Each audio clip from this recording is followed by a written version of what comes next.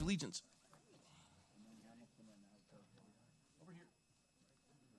I pledge allegiance to the flag of the United States of America and to the republic for which it stands, one nation, under God, indivisible, with liberty and justice for all. Thanks for coming out tonight, folks. We'll begin with roll call. Madam Clerk. Councilmember Bill De La Pena. Absent. Councilmember Engler. Here. Councilmember Jones. Here. Mayor Pro Tem Adam. Here. Mayor McCoy. Present. There's no request for continuance of any public hearing agenda item, I believe. So we'll move on to public comments. Madam Clerk, if you'll take care of that. This is a time and place for public comments. In addition to public comment, all public input for the study session portion of the meeting shall be heard at this time. A speaker card is available for those wishing to address the City Council. Please state your name and community of residence for the record. I believe we have 2 individuals that have presented cards, and pursuant to council standards, speakers are allowed 3 minutes, and our time tracker will ring when the time concludes with your remarks. And I don't have a list of the speakers, so I can't greet you by name, but you got it right there? There we go.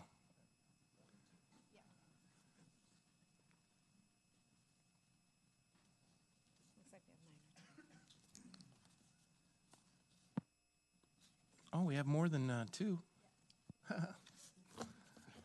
We have an encyclopedia here. All right, well, our first guest speaker, public speaker, I should say, Mike King. Come on up, welcome. Thanks for coming out tonight.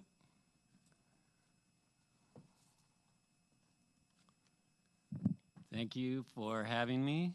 My name is Mike King. I moved to Thousand Oaks in 1969.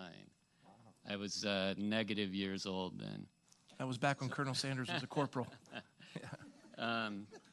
So I'm here to speak tonight about the 5G that was outlined in the Acorn article of Thursday. And basically what that article is saying that there's going to be a small cell tower every 300 feet, which in my mind is congratulations, we all have a cell tower in front of our homes.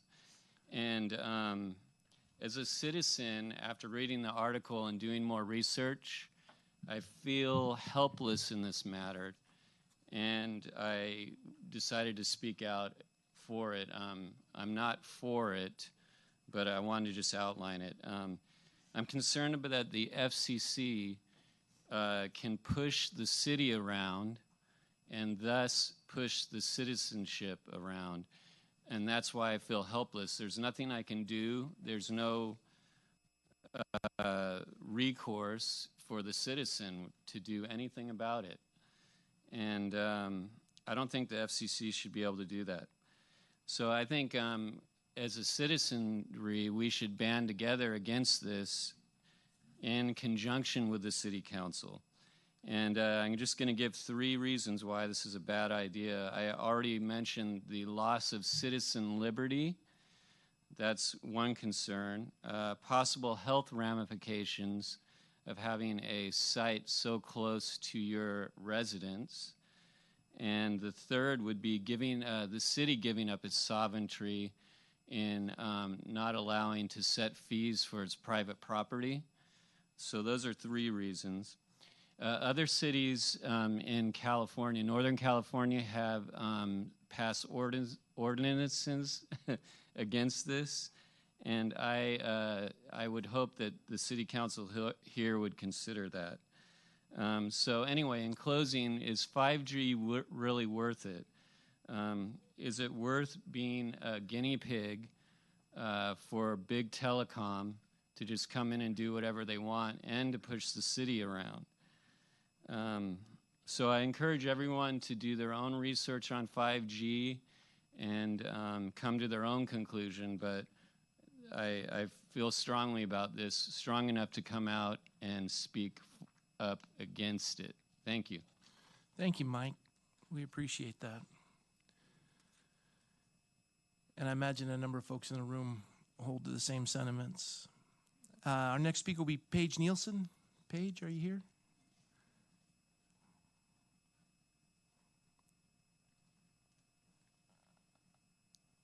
Hello. Thanks for coming out. Thank you. I too am here after reading the article in the Acorn. It is now proven by independent scientific research that from around the world, over 200 scientists and doctors from 38 nations agree and demand a moratorium on 5G cell antennas, warning of health effects from higher radiation exposure that can cause neurological effects, heart and brain cancer, and infertility as just some of the diseases. Dr. Joel Mikoskowicz, the University of California, Berkeley Public Health Research states, in quotes, peer-reviewed research has documented industry influence on studies of the health impacts of wireless radiation. We are insisting on a moratorium on 5G until non-industry research can be conducted to ensure the safety of the public, end of quotes. 5G leads to massive increase of mandatory exposure to wireless radiation 24 hours a day, 7 days a week. And blanketing our communities you were put in office to protect. Arthur Furstenberg, a leading worldwide scientist, writes about an invisible rainbow of radiation we can't see, taste, touch, or smell, that's thinner than air and goes through our walls and windows, so there is no shielding against this radiation. The current studies are outdated, which make them obsolete. We need new, safe standards and let the people know the truth through education, passing out flyers in our communities, and having our own certified building biologists measure the microwave radiation to share with the public. Why is there this urgency to put up to 6,000 cell towers, 60 towers every square mile, when the public doesn't know or understand these proven dangers? Children's skulls, skin, and brains are still developing, and the radiation penetrates 10 times more deep into their growing bodies. It's an assault on our children and adults. The precautionary principle is that until it's proven safe, don't make humans guinea pigs. I don't want this within 20 feet of my children's bedroom, zapping their fragile bodies while they sleep. These are millimeter waves causing internal organ damage within 15 minutes. How can we survive if we can never get away from it? We can't and need our city council members to be brave, bold, and speak the truth and protect your communities like you took oaths in office. In Northern California, the city of Danville, their council members voted 4-1 against the launch of 5G, as well as in Brentwood, California, right here near our neighbors. We need your leadership and stewardship to do the same here in Thousand Oaks and keep cancer free by having no more cell towers and keep our 10th Amendment constitutional rights. Between all the exposure that's already around us, from cell phones, Wi-Fi routers, 2G, 3G, 4G, this radiation is already saturating our cells. You use lead bibs when we go to doctors or dentists for x-rays. And how do you think we can survive with all this around us? We can't wear lead bibs on clothes, lead hats, lead shoes, lead eyeglasses. It's not possible, and that's why you need to do the right thing and choose safe technology that Dr. Beatrice Golin, professor of medicine in the medical school at the University of California, San Diego, states in her letter, summarizing the effects of radio frequency radiation. She says, in quotes, let our focus wrap be it up here. on safer wired and well-shielded technology, not more wireless. And I say this all with kindness, love, and care for you, our community, and our children. So thank you for your time. Thank you, Paige. We received it as such. That was very well presented. Thank you, dear. Julie Lowry. Julie, you here? There you are. Hello, hello. And we met this week. We did. Good evening. I wanted to thank you for engaging the public on setting top priorities. We always appreciate that. When setting your priorities for the city, I would hope that you would consider making health the top priority, health of the community members number one. It would be nice to see a healthy communities element within the general plan. And if there is a telecommunications infrastructure push, as we just heard, there's a push for that going through the city. If that is a priority, and it is important for safety issues as well, I would hope the City Council would plan for the possibility of fiber optics in residential areas in lieu of cell sites. I would like to provide the Council with a copy of a publication called Reinventing Wires, The Future of Landlines and Networks, which investigates the most beneficial way for cities to provide safe, fast internet access without citing a variety of cells throughout the neighborhoods.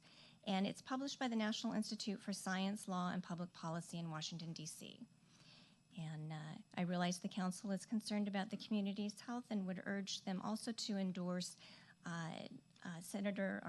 Congresswoman Ashu's H.R. 530, the Accelerating Broadband Development by Empowering Local Communities Act of 2019, which would rescind the FCC's controversial 5G order. And I will provide this. Thank you. Thank you. And thank you for taking time this week to educate me on a lot of that. We now have Adam Haverstock. Next will be Dr. Kevin Naramore. Welcome, Adam.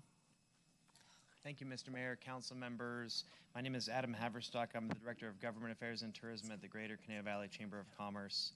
Just giving you my monthly report, not commenting on 5G. So a couple items for you. First, a quick thank you to all of the council members and staff who attended the Chamber's Gala a couple weeks ago. We had wonderful participation from the city, and we thank you very much. And one last congratulations to our Woman of the Year, the City Attorney, Tracy Noonan. So congratulations.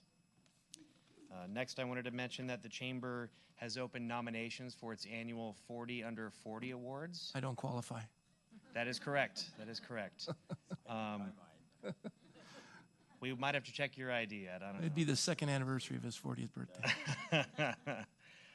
So in order to qualify, you do have to be under 40 years of age and live or work in the Conejo Valley, and we're defining that as the 3 cities within the Chamber of Commerce's service area. That's Thousand Oaks, Westlake Village, and Agora Hills.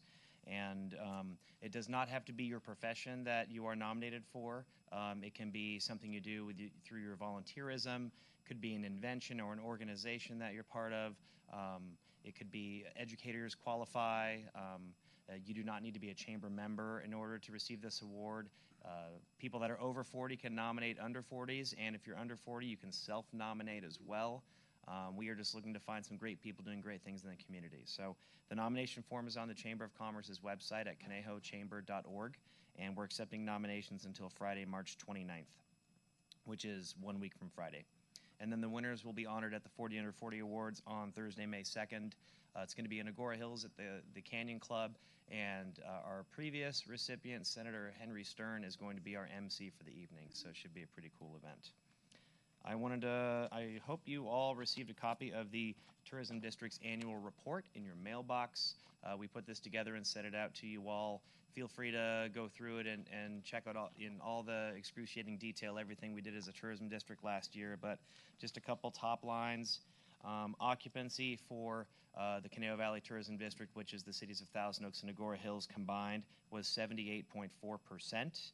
And that is pretty much even. It was down 0.2% over 2017. And really, once you start to hit about 85%, you start to hit a ceiling in occupancy. It gets really hard to fill those last couple rooms in your hotels. They're largely on Sunday nights and Thursday nights when people aren't really looking to find a hotel room. Our revenue per available room was $108, which was up 4% over 2017, so some really nice growth there. And then finally, I'll mention that the Chamber of Commerce hosted its board retreat last week. It was postponed from last November because of the fires. Don Phillipson from WSIE Pro Marketing is our chair for 2018. Our chair-elect for 2019. Our chair-elect for 2020, I'm almost done, is Tom Cohen from the law firm Cohen, Began, and Deck. And then finally, we reauthorized our legislative agenda. I'll be sending a copy to you all, but it is pretty much the exact same as last year's agenda for those continuing on the City Council, and I will have great copies for all the new people. So, next meeting, we're going to ding in 20 seconds. Thank you. I'm just kidding. Hey, Adam, the Chamber ambassadors came out when we dedicated the new assisted living facility in Newberry Park. They did a great job, so thanks for all you do.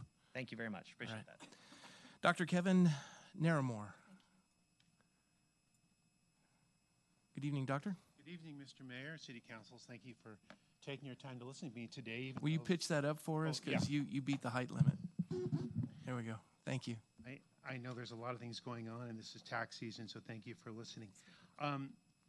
12 years ago, I could care less about radio frequency, microwave radiation, or human biology, and not until my dear sister had cancer, I got interested. It's an emotional topic, I'm sorry. Well, thanks for coming out, Doctor. I had a chance to talk to Dr. Mike Chen, neurosurgeon at the City of Hope Cancer Center. And one conversation we had went into biological effects of electromagnetic fields. And Dr. Chen said, Kevin, he says, I've looked at the research. There's some junky research and there's some really good research. And there's enough good research that at my house in San Marino, my wife and I do not have exposure to electromagnetic field radiation from microwaves. And after that, I went and got training at the Institute for Building Biology. And in my handouts for you, I gave you my certificate for that. In this room right now, we have a lot of microwave radiation. I'm measuring it right now. How do we know how much is safe or is dangerous for the public interest? Well, the Russians started researching this in the 1920s, the Germans in the 1930s, and our U.S. Army, Navy, Air Force in the 70s, and NASA in the 80s and 90s. And our telecom industry, which makes just trillions of dollars, has been financing some of the interest research years ago that show no harm.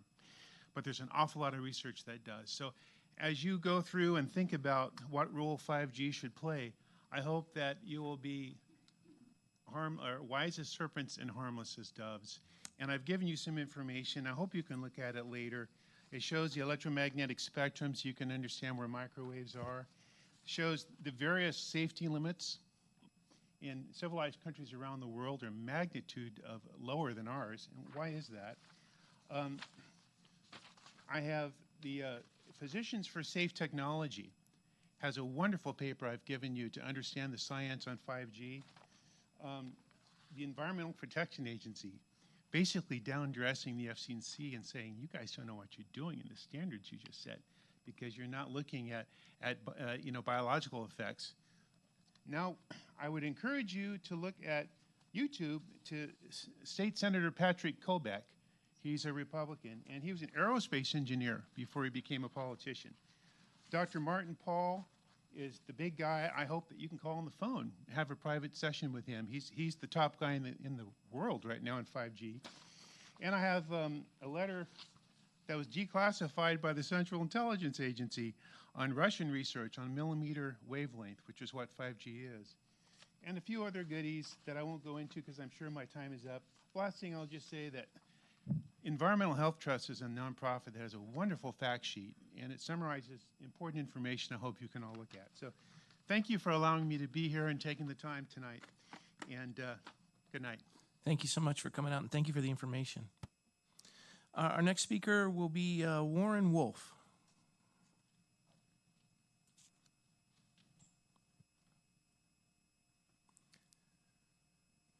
Good evening.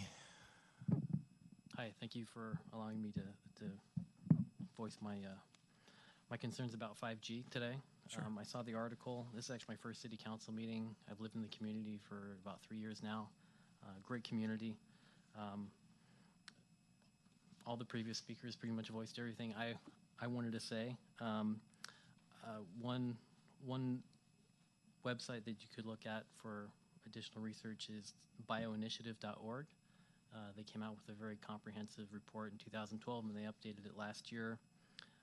It's by 29 authors from 10 different countries, 10 holding medical degrees, 21 holding PhDs. And 5G is really untested, and it bewilders me why the FCC would go ahead and mandate and that the city council would go ahead and fast track without public hearings the applications for 5G, since the biological effects haven't been tested by the FCC. As one of the other speakers mentioned, some cities have passed ordinances to prevent 5G proliferation. Check out Mill Valley, California. They've done that, and there are ways around it. The health effects that from early implementation in countries like England, there have been reports of miscarriages and other health effects. And so, again, I just wanted to voice my position here that I hope that you guys would stand against this and do your own research genuinely. Thank you. Mr. Wolf, how did you get involved with being passionate about this? You got a few seconds left. I just happened upon it. Someone told me about it, and then I did my own research. Well, thanks for coming out tonight. Thank you. Next will be, I think it's Judy Bruce. Is that correct? Yes. Thank you for coming out. I'm Bruce. I'm from Simi Valley, and I've had several meetings with our city officials, educating them on, on what big wireless and the FCC are not telling them. And it was shocking when we saw the resolution that you passed, fast-tracking, without any public review or a notice. It's just outright, it's an onslaught of these so-called small cells, but they're not small in radiation. And we can't escape the dangerous radio frequency. The industry calls these beams in cancer alleys. A city should never allow a consultant to lead the ordinance who plays both sides and financially benefits from an industry agenda versus serving the best interests of the residents. They should only hire consultants that serves cities exclusively. I believe that the Thousand Oaks has been indoctrinated by the myths and fables that FCC and Big Wireless agenda. The old "our hands are tied" BS is the easiest rock to hide. When Jeffrey Spector prioritized the desire not to get sued by telecom over the duty to protect the constitutional rights of their residents, I call that being bullied. We must challenge all interpretations when the FCC regulation is an overreach and inconsistent with the underlying laws. Yet there's a big difference between the strict interpretation laws passed by our elected representatives versus interpretation of the law. Federal regulations are being challenged in court. The FCC has not yet been successful at redefining service from calls and text to include video and gaming. There's an important difference between the Telecommunications Act of 1995. That one took all control out of the local. It did not pass. 1996 Telecommunications Act did. Good sense prevailed. And you have the ability, the regulation, to regulate the operation. So we don't have to deal with the FCC radio frequency guidelines, which is based on 20-year-old science for advanced technology. There's two problems. The time of exposure, that's what they plan on, versus 24/7. And it's thermal, if they say, well, it doesn't burn you, it can't hurt you, versus the biological non-thermal, which is DNA damage. So with any so-called expert, like an attorney, who says that the FCC guidelines are safe, they are lying and they could lose their license. It is industry propaganda. So Thousand Oaks, stand up to fight, reverse the urgency ordinance with the final. The bottom line, without safe power levels and vertical offsets, so these death beams are not in our bedroom windows, we are very vulnerable. Let's support each other. Let's do what many cities that we've talked about and pass protective ordinances. Thank you. Thank you so much. And next will be Tanya Fox.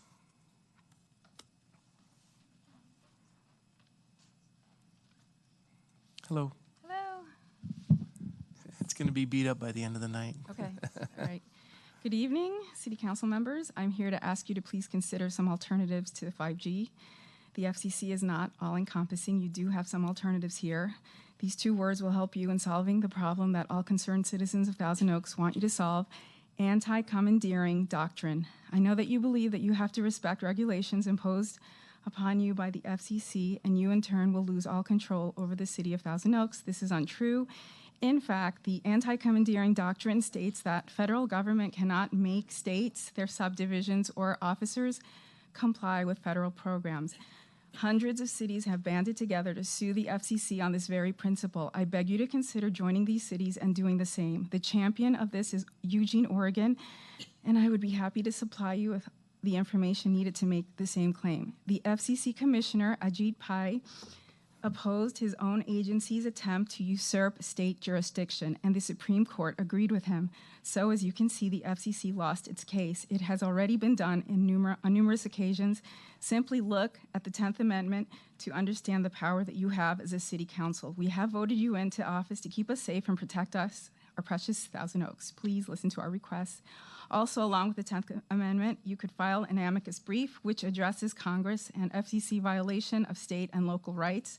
Patrick Leahy, Bernie Sanders, James Jeffold, and Tom Tancredo and their local and state officials all filed an amicus brief to the Supreme Court in the year 2000 to support a lawsuit against the 1996 Telecommunications Act.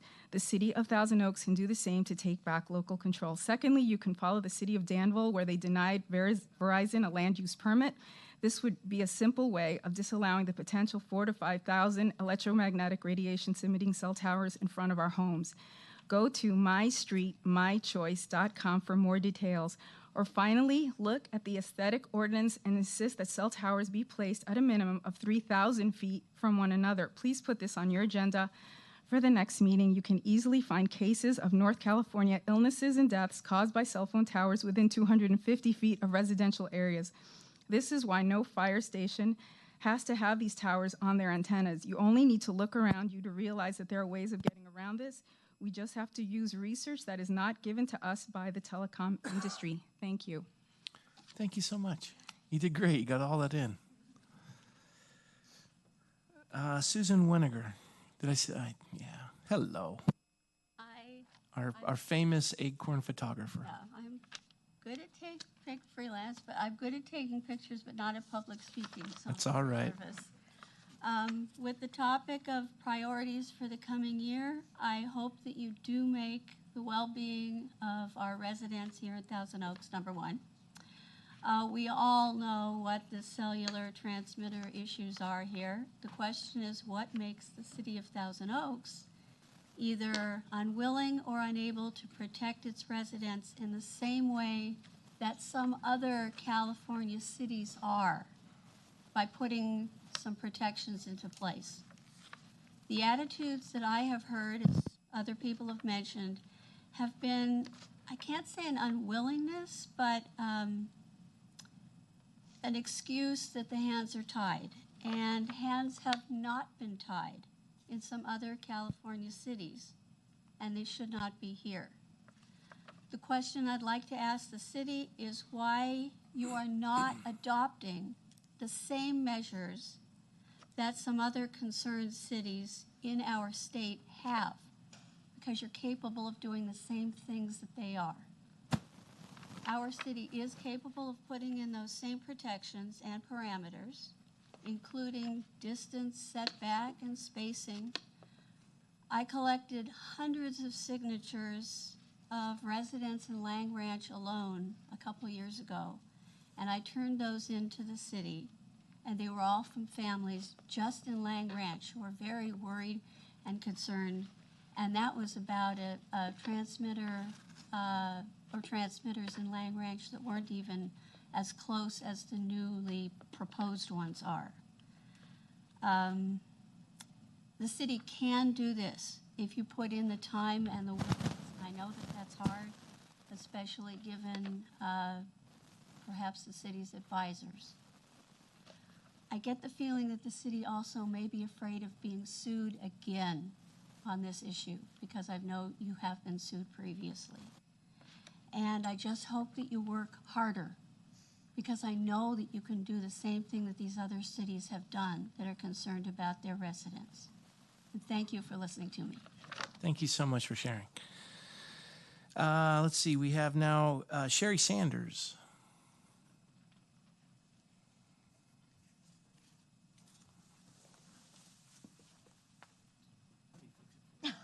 I'm a little tiny peanut. Thank you. Hello. I am here tonight asking the board to open up again the application process for a pharmaceutical lab for cannabis testing here in your city. We missed the process. We apologize for that, but Aruvik Pharmaceuticals is very interested in opening up here. They are, we have a great board of directors. We're going, it's a great company, and it would do wonders for your town. And I wanted to know, where are you at on that, on the process? What we can do is, following the public comments, I'll have the city manager address each of the items, and especially your question. So he'll address that at the end. Thank you very much. You're most Have welcome. a wonderful evening. Thank you so very much for letting me approach them. You bet. Thanks for coming out. Now we have Robert DeSanto.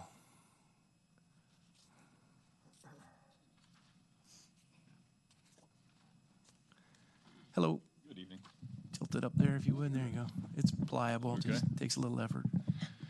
I'm going to stick to my notes here so I can. Fair enough. All right. Good evening, City Council and Mayor McCoy. Pleasure. My first time here. I'm a long-time Thousand Oaks resident, and I have never been to any one of your meetings ever, and so. Sometimes they cure insomnia. Yeah. Let's see. Let me stay on this. So when I read about your decision that you made at the last meeting of 5G, I had to come and speak my mind. The city is hiding behind the fact that they have no option, according to the FCC. I'm here tonight to present you with hope. We like to, let's see, we do, in fact, have many options available to us. The first, and most important, I should say, being the 10th Amendment. This was specifically written to ensure that there was no overreach of the government on the state. As you have been saying, you have, in fact, lost your authority through the FCC. Currently, applications for new installations of cell towers are made by telecom via a planning commission, commission's public hearings. Now it seems as if all of your authority is lost because FCC dictates that local agencies cannot put in place rules that have effect, prohibiting wireless services. Either charge excessive processing fees or refuse to accept batch applications for multiple facilities. However, Metro PCS versus San Francisco in the Ninth Circuit Court in 2005 had a decision defining the need for wireless carriers to provide that a significant, quote-unquote, significant gap in coverage actually exists, and then directs that carriers to use the least intrusive means, quote-unquote, to close any significant gap in coverage. Herein lies the solution to your problem, because you can make the cell phone companies prove that there is, in fact, a quote-unquote gap. Often, telecom companies apply for installations only to increase their network capacity for data coverage and not for significant gap in coverage. So, not only do we have the 10th Amendment and Metro PCS versus San Francisco, but we could pursue an aesthetic ordinance, which Thousand Oaks is famous for, if it was admitted by Verizon CEO Lowell McAdam, that in truth, that 5G cell towers only need to be 3,000 feet apart in order to actually have avoid any interruption of service or significant gap in coverage. Applications being made for cell towers every 3,000 feet would then decrease the cell towers from the estimated 5,000 by Jonathan Kramer, both your wireless consultant and an employee of telecom law. To about Mr. DeSanto, 500. you got to put a caboose on the comment train. You got it. I'm almost there. Give me a second here. I'll just wrap it up by saying, the city council members, I implore you not to simply throw up your hands and resign yourself to the FCC. I see your entrepreneurial spirit as after you brought the Rams here, look into these alternatives from the residents of Thousand Oaks and let's preserve our oak trees and not exchange for 5,000 electromagnetic frequency towers please put this issue to an agenda so we can vote for real solutions. Thank you, sir. Thank you. And now we have Vadim.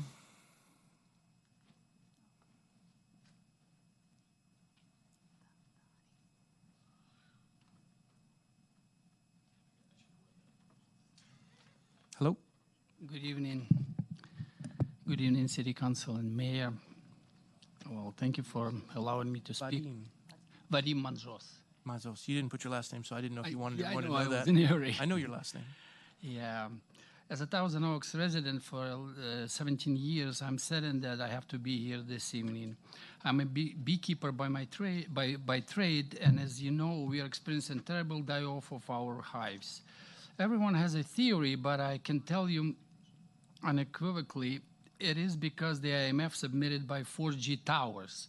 And actually, I did a couple of lectures for Los Angeles Beekeepers Association specifically on this topic. I had no idea that I was going to be facing you today and this issue. And I emphasize how important it is because I'm well known in the beekeepers circles about producing a high amount of honey from single hives. And actually, I'm on a path to beat the world record, especially this year with the rain that we've got. And I play with some weird ideas. Some beekeepers criticize me for that, but I created on one of my hives a Faraday cage. Faraday cage, if you know it, it protects from electromagnetic field. And as a matter of fact, I found out that honey itself protects bees from Faraday cage. That's why number 1 and number 10 frames are always pure honey, and as it turned out, that's what protects them from constantly emitting our Earth emitting EMF. But it's a very low level compared what we're talking about with 5G. I'm shocked the amount of radiation and EMF we're gonna get it. It's especially with this 5,000 towers that you know. The city want to allow to install. It's just horrific. You know, for example, level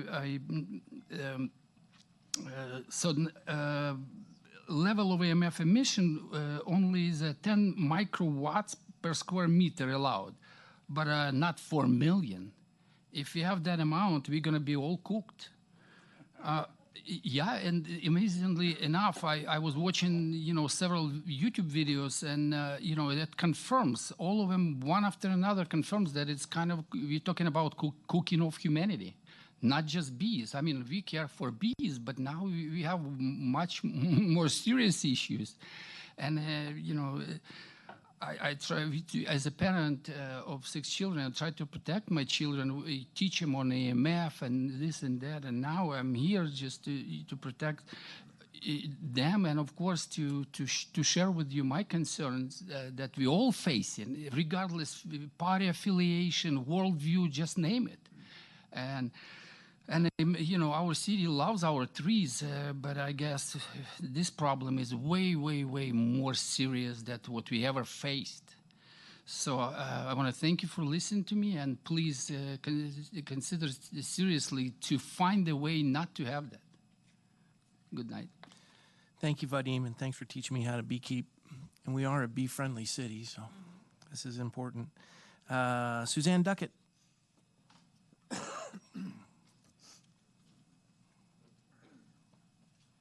Hello. Oh, good evening. Suzanne Duckett, Thousand Oaks. I would like to have my topic agendized, and it's the unsafe streets throughout Thousand Oaks, especially in the 25-mile-an-hour zone, where people are driving 35, 40, 50 miles an hour. This sign is a joke. Nobody cares about kids. So I thought, oh, I'll buy this sign. Because they care about pets. They don't care about other people's pets. I can tell you. So I called Officer Sergeant Patterson, and he's been very helpful. They need more money, more officers on bikes to follow up on those speed machines. I've had the speed machine in front of my house for 2 weeks, one on one side of the street, and the second week he put it on the other side of the street. So I have been very observant as to how this traffic moves. And I want you to know that when the speed machines are removed, people go back to their old patterns. And the reason that it's far more important to catch these people speeding is that a lot of them are on telephones, which makes it even worse. Now, I've been to the superintendent and the assistant superintendent, and I'd like to get a program going with the schools, the city, and the police department. And I want to start this program in pre-K and kindergarten so that the kids can teach their parents how to drive. When the parents are going too fast, I want the kids to start asking, how fast are you going? And are you supposed to be on your telephone when you're driving me around? I want it to go back to the golden rule. Do unto others. This self-absorption is totally out of control. And I look into the future, and 10 years from now, when those kids that were in kindergarten are going to be driving, they're going to be worse. We're going to have 3. We're going to have the child's parent, the child on the street, and those grandparents. This needs to be addressed. You can get a lot of money for the city. If we get more money for the police department, I would like to get those new, they're not radar guns, they're called something else now. And there's a camera on them. I would like the city to buy several of those that we can come to the city and check those out. We can leave a deposit. And if we turn that in when we turn those guns in, the city can charge for those cars. We can make a lot of money off of tickets, traffic tickets, that we haven't made any money on. And I can't tell you, 30 years I've lived here. So there's a lot of revenue that's not being absorbed by the city. Thank you, Ms. Duckett. That's helpful. Thank you for the insights. And I thank you. And bees are very important. Without bees, we won't have a lot of vegetables and fruits. Right. We can't eat. Those veggie people are going to go south. Thank you very much, Mrs. Duckett. Well, don't buy these because they're not worth it. And our final speaker is Mandy Jacob.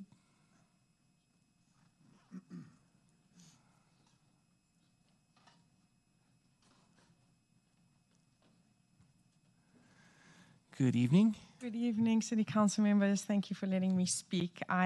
Going last, I don't have much to say. I had a whole list of things to write down, but I also, first of all, wanted to commend you for the way we pulled through the shooting and the fires. It was so fantastic to give us that thought, T.O. Strong, and it really came through beautifully, so I want to thank you for that. One thing that wasn't addressed, though, is these cell phone towers every 200 feet have actually been in front of houses have actually been proven to set on fire pretty easily. I don't know the technicalities, but again, you can go to the website is mystreetmychoice.com for all of that. But we've just come out of these huge fires. I can't believe that we've forgotten so quickly and just allowed ourselves to allow this to happen to us. I know Mr. Towns said that, we've got to just pass it, because if we don't pass it, we're not going to make the time frame. But that really isn't a good enough excuse, because if we don't want to go the FCC rule, and they've spoken about, the 10th Amendment, the aesthetic ordinance is perfect for our city. And yes, someone quoted the Verizon CEO. That's exactly right. If we can do it 3,000 feet as opposed to 250, that significantly cuts our numbers of towers down and the radiation that we're going to have to go through, and our bees too. So that was the most important thing. And then someone else mentioned the, entrepreneurial spirit of the board. That's a huge thing, because if you go onto the websites, you'll actually see up in Northern California, the houses that have these cell phone towers in front of them actually can't sell their houses. And we pride ourselves on being, an exclusive upmarket, high pricing property area. And that is absolutely going to be a downfall for us. The other thing is also, they mentioned liability. There's another liability that we haven't thought of. Of course, you could be sued for the health issues, and then you could be sued for, it's called ADA, Americans with Disability Act, because there are people that are electromagnetic sensitive. So that's another expense then that's going to have to come out of the city when you start having to pay all these liabilities for health issues that obviously hasn't been addressed. So there's so many areas where I think it'll actually be to your detriment to not take an aesthetic ordinance, and that we could be held liable in so many other areas. So I just wanted to say, thanks again for keeping us TO strong, and let's worry about the potential fires that could come out of these cell phone towers. And if we could get this agendized, that would be great too. Thank you. Thank you, Mandy. Folks, thank you for coming out tonight, and for all the board, the council. I know we're getting a quick education on all this, and thank you to all the folks who reached out to me this week after the previous meeting to talk with me. I'm grateful. City Manager, you have some updates or follow-ups on some of this? Absolutely. Thanks so much, Mayor McCoy.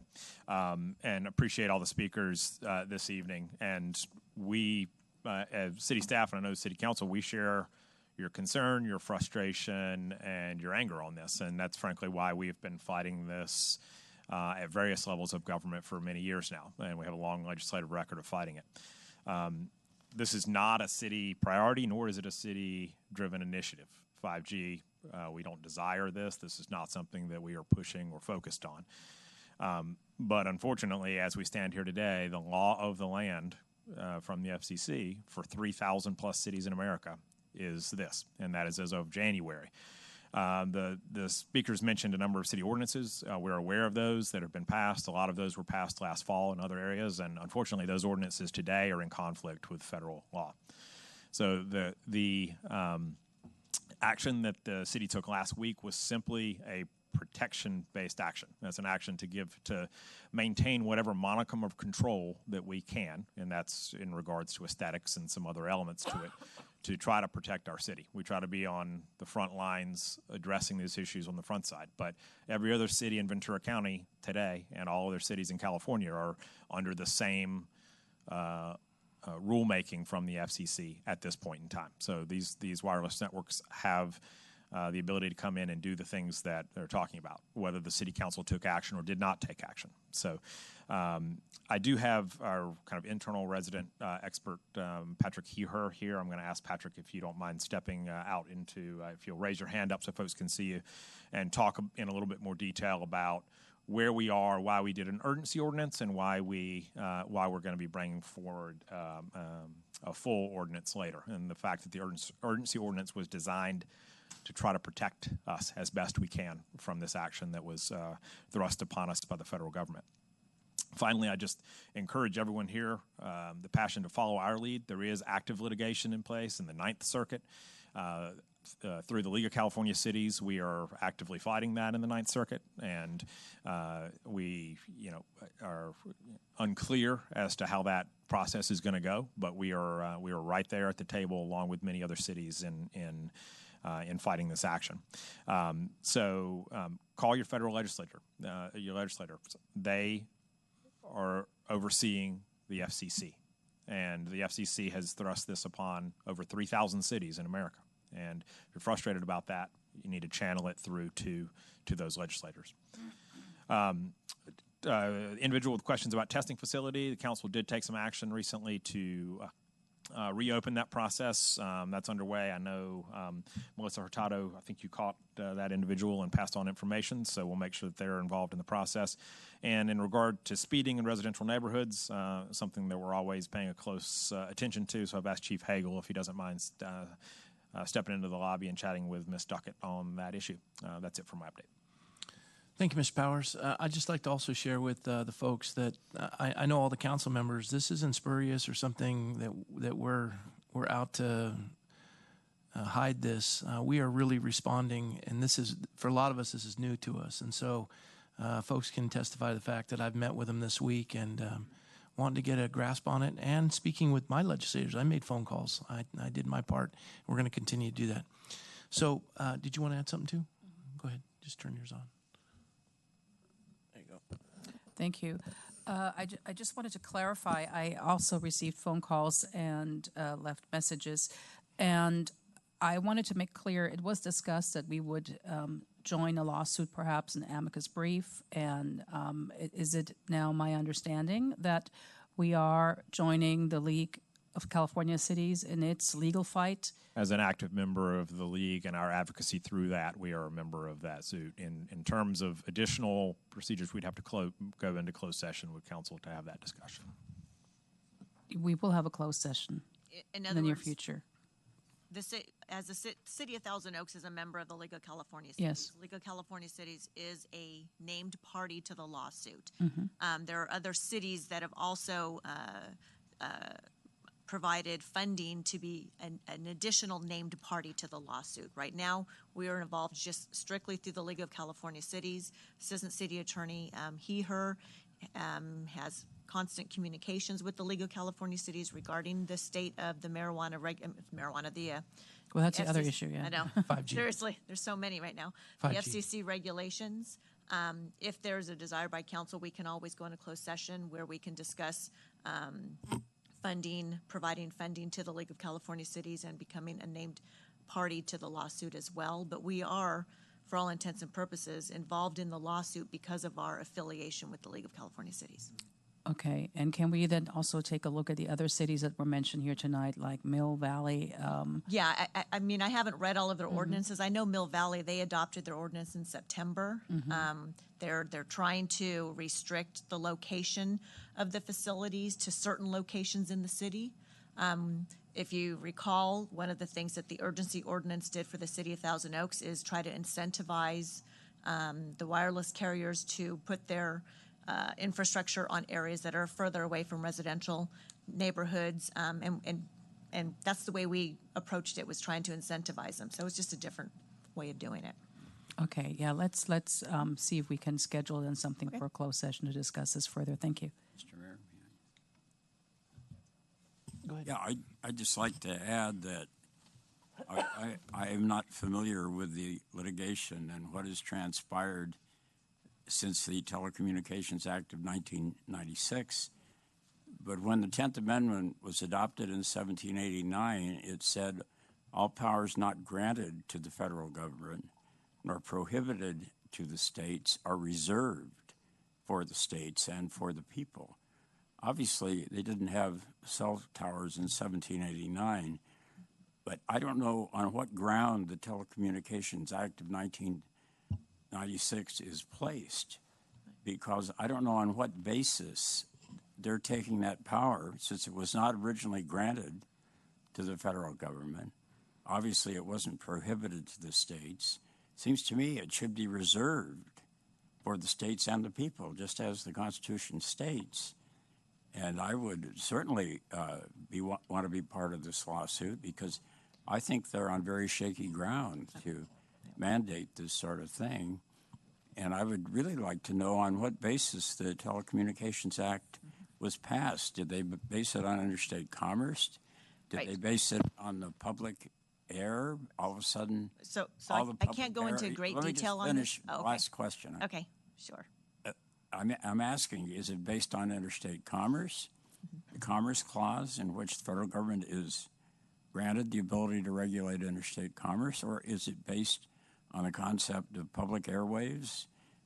In other words, all the public airways belong, in theory, to the federal government. I would think they belong to the states just as well, because they were not granted, obviously, when the 10th Amendment was written. Go ahead. Okay, thank you. Can't go into detail on this. This is not an item on the agenda, so I cannot have a debate on this issue. What I can tell you is that the 1996 Telecommunications Act originated through interstate commerce, but it's also expanded over the years. But I'm happy to sit down with you and have a one-on-one conversation with you. Again, we can agendize this in the future since this is not an agenda item and we cannot have a full-fledged discussion on it tonight. I'd just like to research that 1996 Act. Because We'll do that. I'd like to know what it was based on. Okay. And obviously the council wants more information on this. So, folks, thank you. It's very helpful, and we so appreciate you coming out tonight. Just one more thing. I definitely think we ought to join the lawsuit against it. We can't debate that right now. It's not on the agenda, but we will. And I do want to stress to everyone here, we are an active. Yeah, we are active. Participant in the lawsuit. Right. So I just want to make sure that's clear for everyone in the room that we are actively involved. Yep. All right. Now that brings us to item number 6, the study session. And Mr. Powers, you want to take over the top 10 priorities goal setting study session for tonight? Yes, sir. Thank you so much, Mayor McCoy. Really my pleasure to be here this evening. If anyone has your mic on, you may want to click it off on there just to, if the red light's on, click it off. And if you need to have a question, just throw your hand up during the process. This is one of those nice evenings in which we're a little more informal, and we always, as staff, look forward to getting together with council in this type of a setting. We were before you last in our goal-setting capacity in May of 2018, so we're actually a couple months short of a year in completing our goals. But I think as you'll see as I walk through what we've accomplished this year, that we've had a lot of success over that period of time, despite some really significant challenges. Always enjoy these opportunities to step outside of the chambers.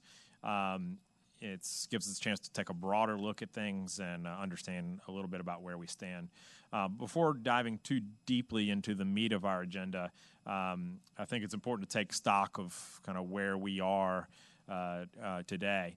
And we're going to go through an update on priorities from last year. We're going to talk a little bit about what's ahead, and we're going to set our priorities for the year coming up.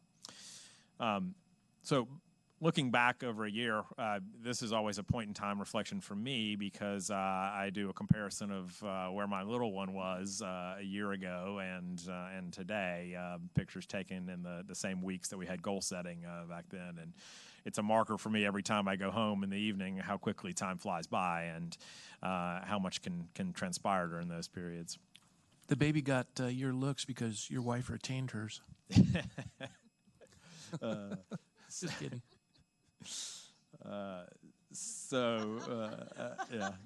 Trying to throw me off my game early. I like it. It's good. I'll take it. If you remember last year, it's always interesting to look at how issues ebb and flow. Our library was filled with folks talking about SB 54, the sanctuary state issue last year, and that was dominated the agenda for a number of different meetings. It seems like forever ago, but it was less than a year ago. The Clean Power Alliance, that was barely on the horizon at that point in time, and that's been something that's dominated a lot of time and discourse over that period. We also experienced dual tragedies. And, when I look at this picture from our vigil that evening after the borderline incident, it just reminds me of what a special community we have and the gathering of support that came around us. It's particularly important now as we reflect back and know that our partners at the Ventura County Community Foundation, who happened to be one of my first phone calls the morning of that tragedy to establish the Conejo Valley Victims Fund, they just announced this week that they're going to be distributing over $3.6 million to victims and their families and those that were at the borderline that evening. It's just an amazing, astonishing number to think about the support that our community helped to generate out of that. And so I'm incredibly thankful to VCCF. I wanted to make sure I acknowledged them this evening, in particular this week, as those funds will begin to flow through to those impacted by this horrible tragedy. While this vigil was going on, we had our emergency operations center set up across the walkway, and many of us spent 3 or 4 days in and out of here, spending the night trying to address the second of many tragedies, which is these wildfires that came through. And we are well underway to trying to help the over 40 homeowners that lost homes in our incorporated boundaries of the city of Thousand Oaks. VCCF in this regard has also raised $2.6 million to support those impacted by the fire and those institutions impacted by the fire. We've got two new members of our city council here with us today as we start down this process, and I think I don't know if they did goal setting back in your first time on the council, Ed, but yeah. But I know it's Councilmember Engler's first time with us. I wanted to, just mention that this new council and this group here, we're all incredibly excited about the direction as a 5-member body you've already begun to provide for our community and for staff. Your actions on the comprehensive general plan update and the campus master plan process already early in this year have helped set a guiding course for us in the next couple of years, and they're very exciting initiatives, not just for the city, but for our entire community at large. They're going to be important elements of how we chart a course in the future of Thousand Oaks. Before I move into a review of our priorities from last year, as I was preparing for tonight, I was thinking about the need to always be prepared for things on the horizon. And last year, just as we didn't anticipate SB 54 or these dual tragedies, there are other things that could come on the horizon. There are state and federal edicts. We've just finished talking about some of them. They force cities across America to respond. Some cities choose not to respond. And when you choose not to respond and take affirmative action and be prepared to address these challenges coming forward, then you do your residents a disservice. And one of the things we pride ourselves in is trying to be on top of legislation as it's moving forward and take actions that are protecting our community day in and day out. We need to be prepared for the potential of district elections here. We're now close to the only city in the county that hasn't been touched by this idea of district elections, and that is something that very much could occur. Natural disasters and emergencies. We're always planning, exercising, and trying to be prepared for that next disaster or that next earthquake. We have to be nimble, vigilant, and one step ahead of the pace. And all of that while we're retaining our long-held focus on responsiveness to our citizenry. And I am so proud to lead this organization because it is one that is day in and day out impresses me with our ability to respond. Even of a city of 130,000 residents, our ability to respond in a one-on-one basis in a compassionate way to resident issues and concerns is something that I'm very, very proud of. And I encountered this one situation just last week, and I snapped a picture of it, so I had to tell the council and the community about it because it's just emblematic of what we stand for. And that I received a note from Mayor McCoy, as I do from all of you, with resident concerns here and there, and we jump right on those and try to address them. And it was a local business. They had an RV parked across the street, and it had been there for a couple weeks, and that's concerning. And so I sent it over through our referral system and went to our chief of police, who had every ability to send it down to a sergeant or a deputy, but he said, I'm going to drive by and check it out myself, and he did that, and sent me a note and said, I found the RV, I met the woman, nice woman, she's homeless, but her fuel pump's broken. I'm on my way to AutoZone, and I'm going to see what I can do for her. She wants to get on her way and carry on down the road. So I was at lunch at the time I got it. I figured I'm just going to drive by and have a look. So I drive by, and this is what I find, and that is our chief of police and one of our homeless liaison deputies underneath this woman's car, showing a great deal of compassion out of their own pocket, changing her fuel pump and helped her get her on her way. And she felt so warm and thankful and appreciative. And this is one particular story, but I have stories like this about our public works crews and our planning folks. And day in and day out, I'm just very proud of the people that work here. They don't just stop and say it's not my job. You won't find many places where your chief of police will be taking steps like this. So just a little anecdote. Thanks for giving me the platform to share it. All right, so I want to talk a little bit about where we are in terms of the priorities that the council set from last year. We've made a lot of progress in the last 10 months. It's important to note that these priorities do matter. They really determine our organizational focus and our strategic vision. And the council for the last 2 years has identified, while these are generally in no priority order, perhaps somewhat symbolically, they have identified the Los Angeles Rams, finding a permanent home for the Rams in town as the top priority. I think it's appropriate that the council has done that. It's given me tremendous leverage in my conversations with the Rams that have been very frequent. They have clearly distinguished themselves this past year in being with us in some of our darkest hours and darkest moments. The amount of money they helped raise for the victims in Conejo Valley Victims Fund from Borderline and the fires. The outpouring of love and support they showed for Sergeant Helis and his family, and other victims' families at the Monday Night Football game where this picture was taken. It was truly a remarkable outpouring of love and support and compassion, and really what you would expect of a corporate citizen like that. This year was marked by continuing dialogue and discussions with senior officials with the Rams. I'm in conversations with them almost weekly. And as the council knows, they have some general site specifications that range between 40 and 60 acres for permanent in-season training facilities and corporate headquarters. They're currently sited in 2 different locations, a temporary facility at California Lutheran University and a corporate headquarters in Agora Hills. And they're seeking a location where they'll centralize all of those components and some additional ones together under one property.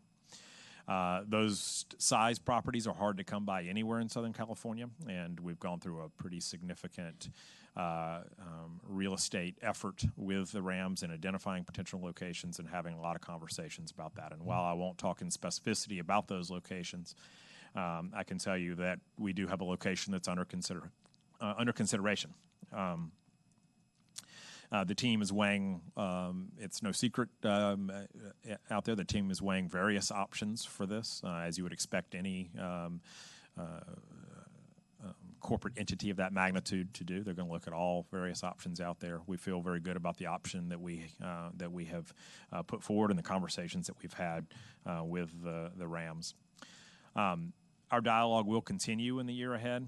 They've turned a lot of attention in the past year to finalizing their stadium facility in Inglewood, and we will continue our dialogue throughout the year ahead. As I get through each of these, we'll go to questions, and I have all the executive team here to answer any specific questions on different areas. So I'll run through all 10, and then we can take questions, unless you have something pressing and want to jump in. Advanced Downtown Thousand Oaks.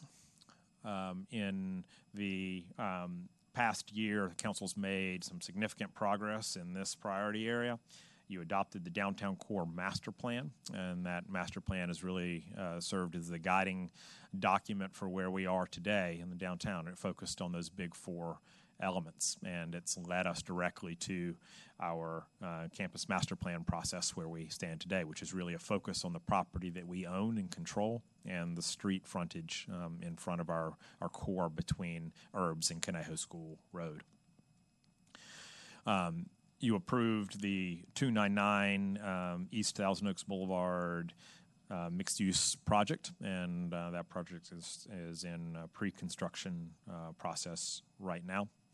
That project, in addition to a number of other components, it will provide some low and very low income units, but in addition, it'll provide $1.25 million that we anticipate going for affordable housing in future locations, cash in lieu payment.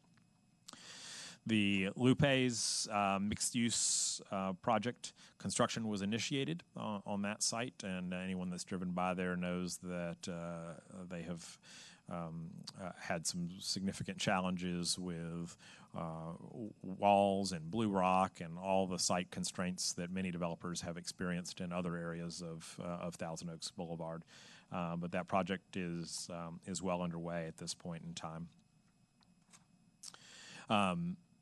The design of Phase 1 streetscape as part of the Downtown Core Master Plan is 90% complete, and it's those changes and modifications are on schedule to open in concert with the Lupe site project. The construction of the wastewater pipeline to serve that area and take some of those other properties off of septic is well underway. We're thankful that hopefully we're through the bulk of the rain in the rainy season now, and that project can wrap up very quickly. The campus master plan effort is underway. It's perfect timing as we'll be celebrating our 25th anniversary of this facility this coming fall. A number of other updates for downtown. We have our first brewery that should open sometime this summer, and a number of other businesses that have come in to the Boulevard area. Number 3 was promote long-term fiscal sustainability. We are well underway in our next 2-year budget process, and in that we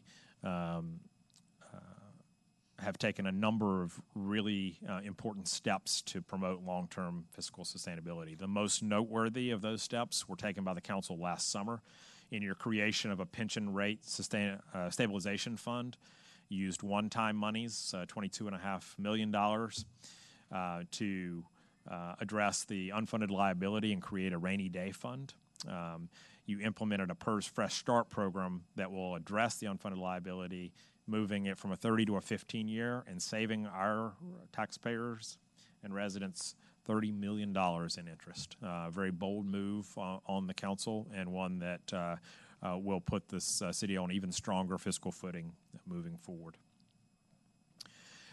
We are part of the GFOA Fiscal Sustainability Index. It's a first of its kind process, and only a handful of cities were selected to participate, ours being one of those, and I'm very excited to say that our Finance Director, Jamie Boscarino, is doing a great job leading that effort. You'd also ask under this area about landscape districts, and we have been evaluating strategies for balloting of properties to support landscape enhancements throughout the city for those areas that are not currently covered by landscape districts. This was a topic of discussion. The council will remember when you approved the demonstration sites at various landscape corridors throughout the community, and our conversation was, in terms of funding long-term, those parts of our city that have landscape districts will be the ones that are able to receive those types of treatments more readily and easily than those that do not operate under those districts. And then finally, we're preparing an update to our 5-year capital improvement plan. This is how we keep our infrastructure sound. And our 1920 and 2021 capital improvement plan has over 400 projects totaling over $100 million in investment to our local infrastructure. And that'll be coming forward to the council here during our budget process. Advancing homelessness and mental health issues.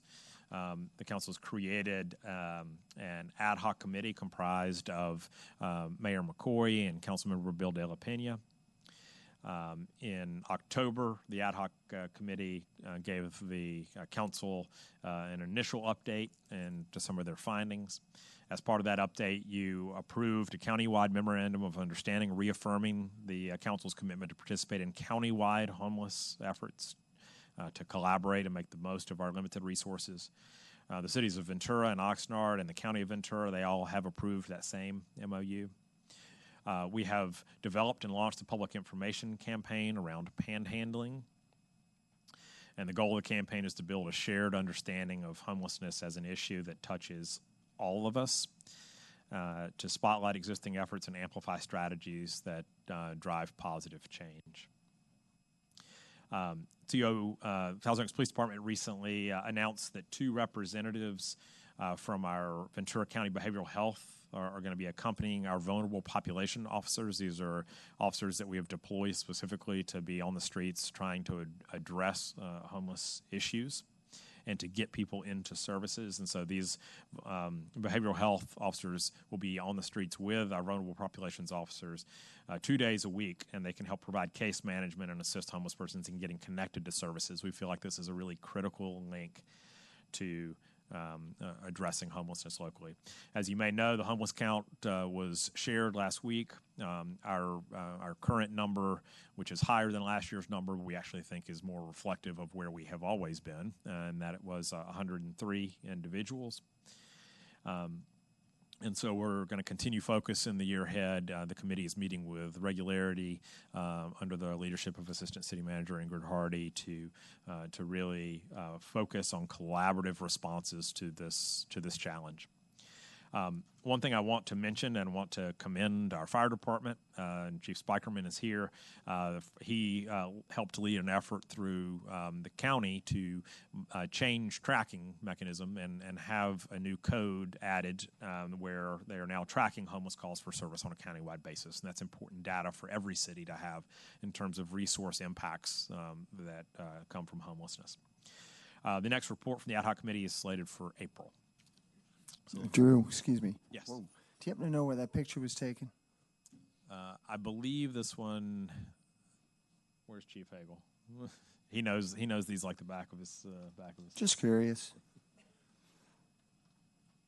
I believe that is over by Walmart. Okay. In the Branca. Yeah. Okay. This is also a quick snapshot of our website we're getting ready to launch. It's our homeless information campaign. We think it's going to be a great resource for residents and for businesses that are experiencing challenges. The one consistent here, and you'll hear this in April, is that the legal landscape continues to change under us, and court rulings are limiting law enforcement's ability to address homelessness, and so we're having to respond to that in real time. Advancing key economic development activities. This was a year marked by major investments in our growing biotech cluster and hub. We had the addition of the Westlake Village Bio Partners. They are a venture capital firm focused on biotech that are headed by some of the top funders in the biotech industry, and they have set up shop here in Thousand Oaks and are seeking to cite as many companies as they can with their initial round of funding, which totals $320 million in capital. And this is important for numerous reasons, but not the least of which is expanding our biotech footprint to ensure that there are a rich number of opportunities for folks to move between companies like Amgen and Atara and our other smaller biotech companies locally. Westlake Village Biopartners has been a great addition to our community and will continue to be a key focus in the year ahead. It's where I've spent quite a bit of time fostering a relationship over the last year. We had the grand opening for Atara Biotherapeutics. I know that Councilmember Bill De La Pena was there that day to help cut the ribbon.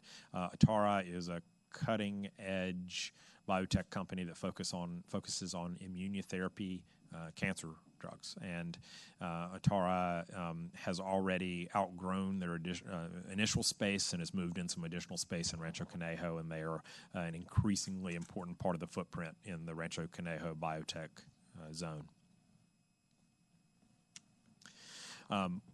in our economic development strategic plan, we identified a variety of potential opportunity sites, and that has continued to be a driver for our economic development ad hoc committee in conversations about potential locations for future development. One such location is the former Kmart site. That's the area that we've received the most sort of interest and attention in the past year. We've met with a number of different developers that had some interest in the property, and while nothing formal has come forth as of yet, we would anticipate potentially seeing something in the year ahead. A number of other really exciting additions to our economic landscape. We have the first Shake Shack in Ventura County at the Westlake Promenade, the first in the country. Social Monk is a new concept by Cheesecake Factory that just opened in the same center. Mentioned Tarantula Hill Brewing Company, the city's first brewery, will be open later this year. Cake Monkey Bakery, Dave and Buster's, and new Lowe's that will soon be opening. Implement medical cannabis policy was the next priority by the council set last May. We finalized our formal review process and completed a professional and transparent process that culminated in a decision by the city council to award a single license. An operations agreement was negotiated and signed in August with Legendary Organics, August of last year. We brought a marijuana tax at the council's direction to the ballot, resulting in passage. We monitored and advocated against rulemaking changes relating to deliveries by the Bureau of Cannabis Control. Those changes were passed anyway, and so we were responding to those. We had a council item about a month ago where we talked about the resulting impacts and how we intend to respond to that. We'll be back before the council in May to have a conversation about how we're going to recommend modifying our ordinance. We have there was a lot of discussion at the last update regarding our operator, Legendary Organics, that is operating with that agreement that I mentioned from last August. We sent some correspondence based on council's questions at that hearing, and we are just seeking to understand their time frame and intentions, and have to date yet to hear back from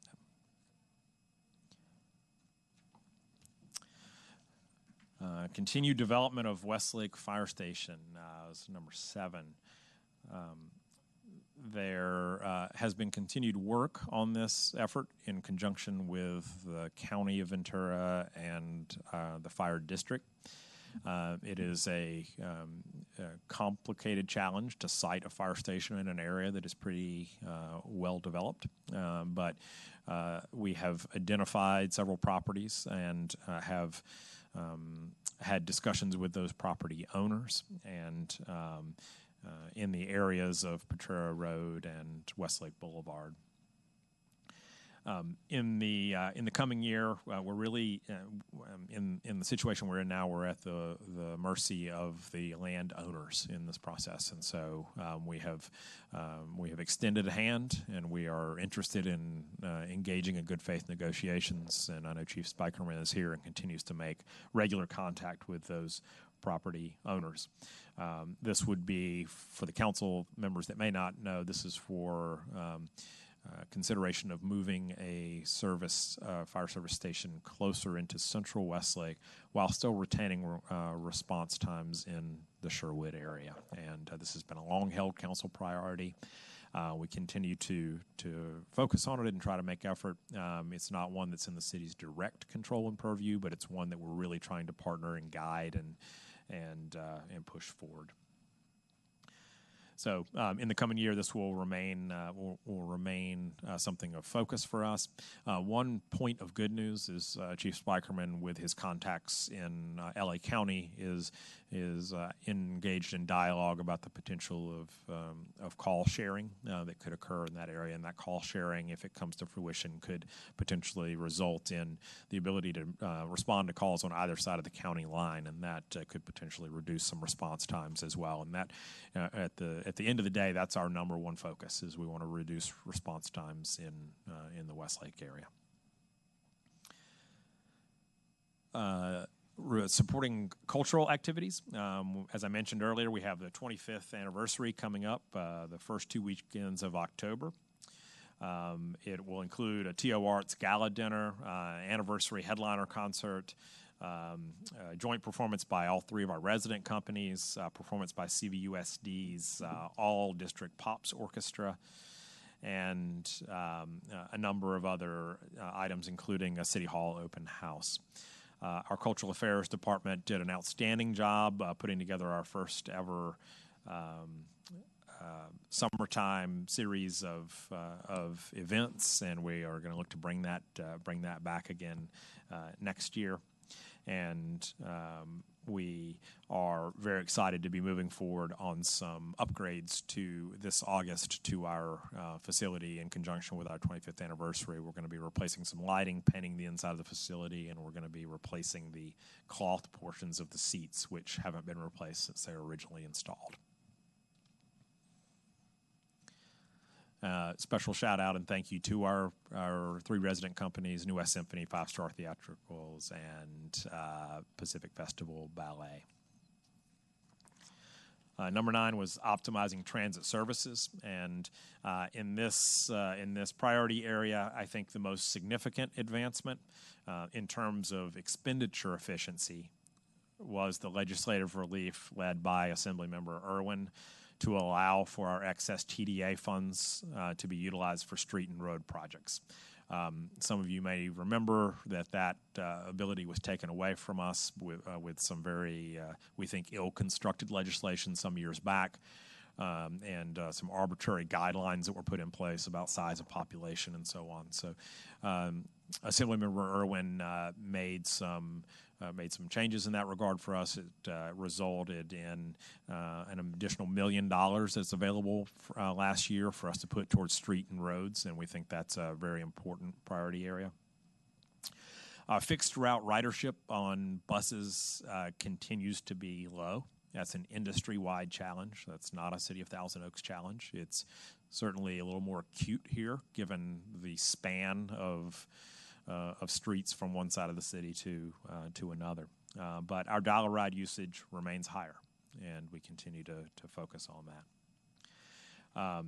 Our transit program will be bringing some recommendations to the council in May to try to strategically optimize the use of TDA funding for community transportation needs, while also keeping in mind that additional money that is available to us for streets and roads, which is reminding the council, while we've made some great investments in that area that I'm going to talk about in a minute, that is was our number one deficit area, and it continues to be a real long-term concern, keeping those streets and roads in the condition that our residents expect.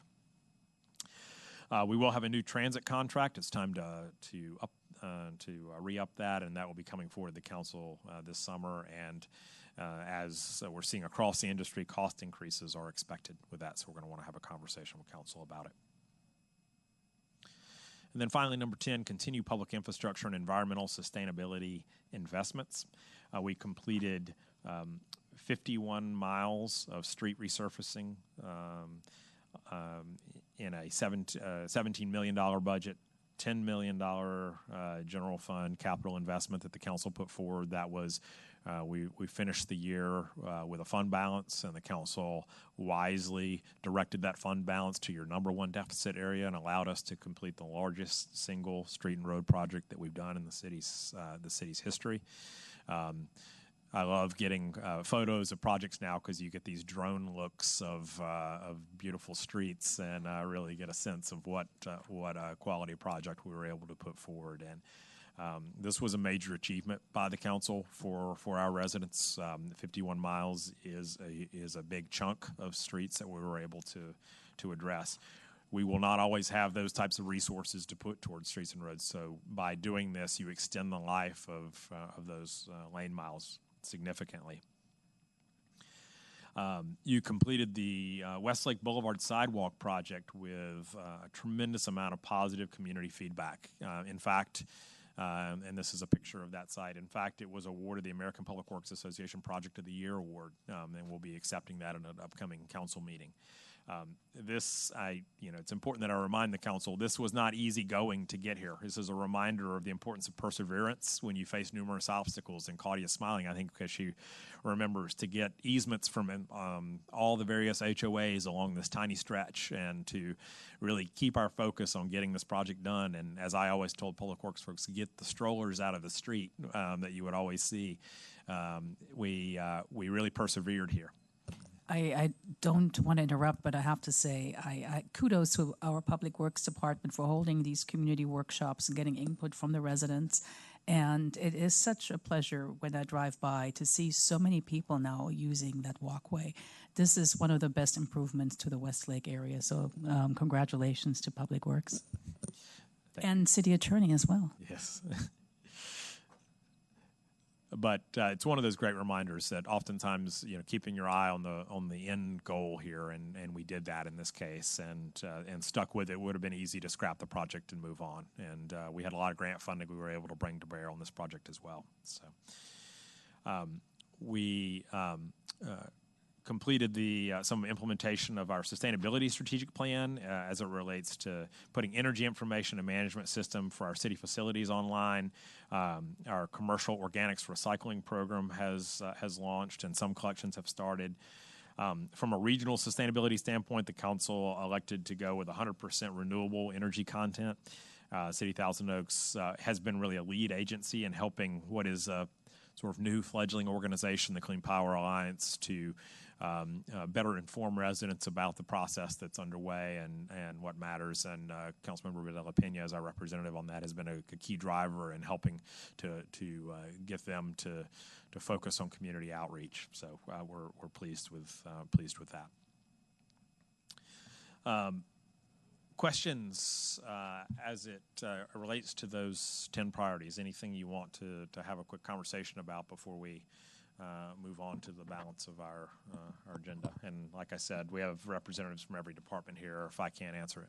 I would say to the council members, since I don't have a list of who wants to speak, just jump in, and if it gets crazy, we'll put on the gloves.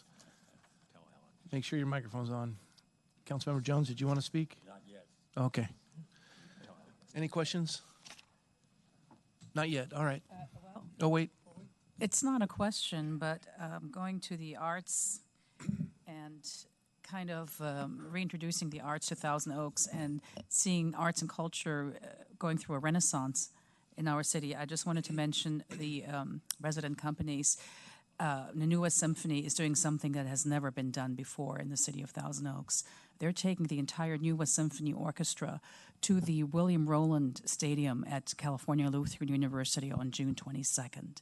And they will be performing the most listened to score in the history of movies. They will be playing that score live while the actual movie is playing on a huge screen. Titanic, and it right? is Titanic. Yes. So I encourage everyone to really experience that. It's never been done before in the city of Thousand Oaks. So I really felt like I had to mention that. Absolutely. Thank you. What other questions can we answer of the council on last year's priorities? I need one more question because Alan is doing a great job of actually putting your priorities up on the screen, and I don't want her to start having beads of sweat come down her face. Well, could I ask about the format, Mr. Mayor? Go ahead. Yeah, are we going to go through these one at a time that you've outlined for us, these 10 items? Or? So these are your 10 items from last year that the council set from last year. So this is just the update on what was accomplished last year. The next piece we're going to go into is just a quick kind of landscape for the year ahead, and then I'm going to put up on the screen, which is what Ellen's doing now, the 10 priorities that the council's identified, and then you will go through the process of setting what those top 10 priorities are for the year ahead. Yeah, I think I'll wait and comment at that time. Okay. Perfect. Quick question on the homeless issue. Can you flesh out a little bit more on the progress we've made as far as addressing some of our homeless people? I know we've had a slight increase over the last year of identified homeless. What other steps have we taken to help that has been done? So I'm gonna have Chief Hagel come up to the mic as well, but I want to respond quickly, and I'll let Assistant City Manager Ingrid Hardy speak if she'd like. I think one of the biggest single impacts that we've seen in the past year has been the increased countywide coordination. And in the past, one of the biggest challenges has been that we had a framework of social service support networks across the county that didn't really communicate with each other, much less the county and cities. And through the Continuum of Care board, happens to be a board that I sit on, that board has established the coordinated entry system. And that coordinated entry system is now the central point of entry contact for every one of these social service providers that receive CDBG funds relating to housing and homelessness. They're required to be on this platform.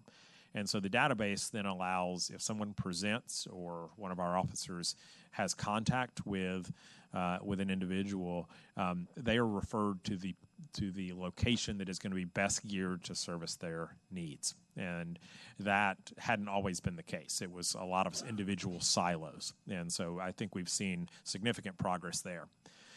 The other is in our rapid rehousing dollars. On a countywide basis, the Continuum of Care distributes funds for rapid rehousing. These rapid rehousing dollars are geared towards people that are just on the fringe or entering homelessness. Catch them, keep them in their homes, or keep them from being on the street for too long and get them housed. And their experience has been in excess of 90% success once they get someone, catch someone in that area to keep them and keep them housed there. That has been a big bright spot for us.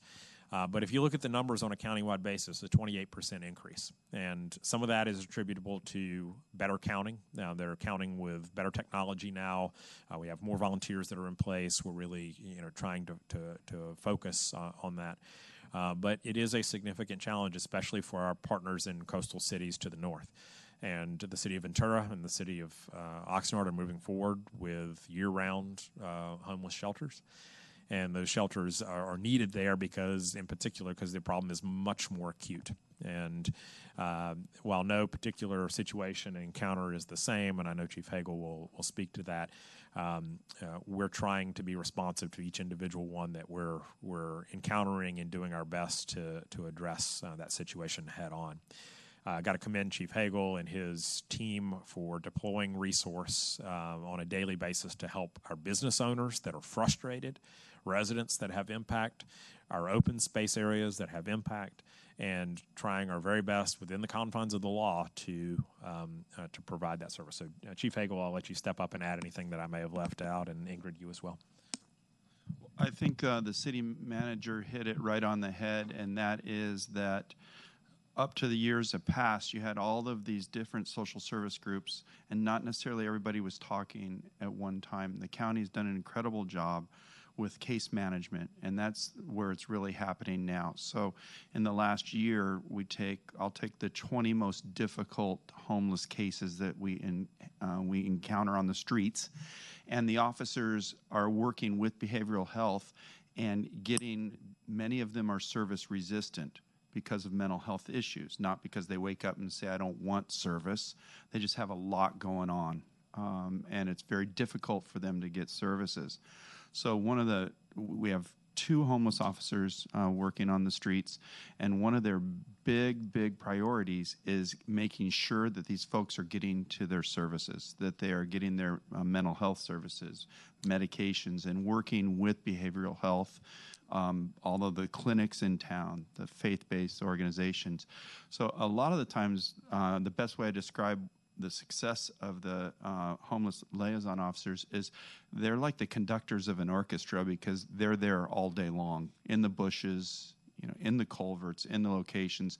They literally know over 100 homeless people by first name, every single one by first name, because they're dealing with them 3 to 5 times per day and trying to get them to the services. So it's nonstop. Each week is working in partnership with the Park District, because one of the big concerns is impacts on environmental impacts in our open space. And that's a tempting location for them to camp, if you think about it, because they hit those areas. The public's not complaining because they don't see them there. So, but then you have environmental issues. So every single week they work hand in hand, and there's just countless examples of mitigation inside of public right-of-way areas and those areas. And again, the city manager hit it on the head. Is a lot of people may think that there's this antagonistic relationship with law enforcement and with homeless people on the streets. That's not the paradigm now. It behooves us to get them services and get services to them. Chief Hagel, could you address the misconception that our homeless population have come here from LA or have been dropped off here? Can you talk about the fact that so many of them are local? Yeah, exactly. The city manager discussed the recent count that just came out. That's the federal HUD count, point in time, so it's measuring one small point. But our officers are dealing with these individuals all year long. So we have case files that we work and we share with mental health. And many, in fact, the majority are local, as I say, homegrown right here. And there's this perception that they're coming in all day long, coming in from Los Angeles. Homeless come from all over. The one he referred to this week that the officer and I was on was from the San Francisco Bay Area. She was trying to get down to Southern California and is trying to head back up, and she's homeless on the streets. So they do move around. However, a majority are our local, and we do track that too, finding out where they're from, because a lot of times we try to repatriate them if they are from out of the area with their families. That's another thing that the officers do each day.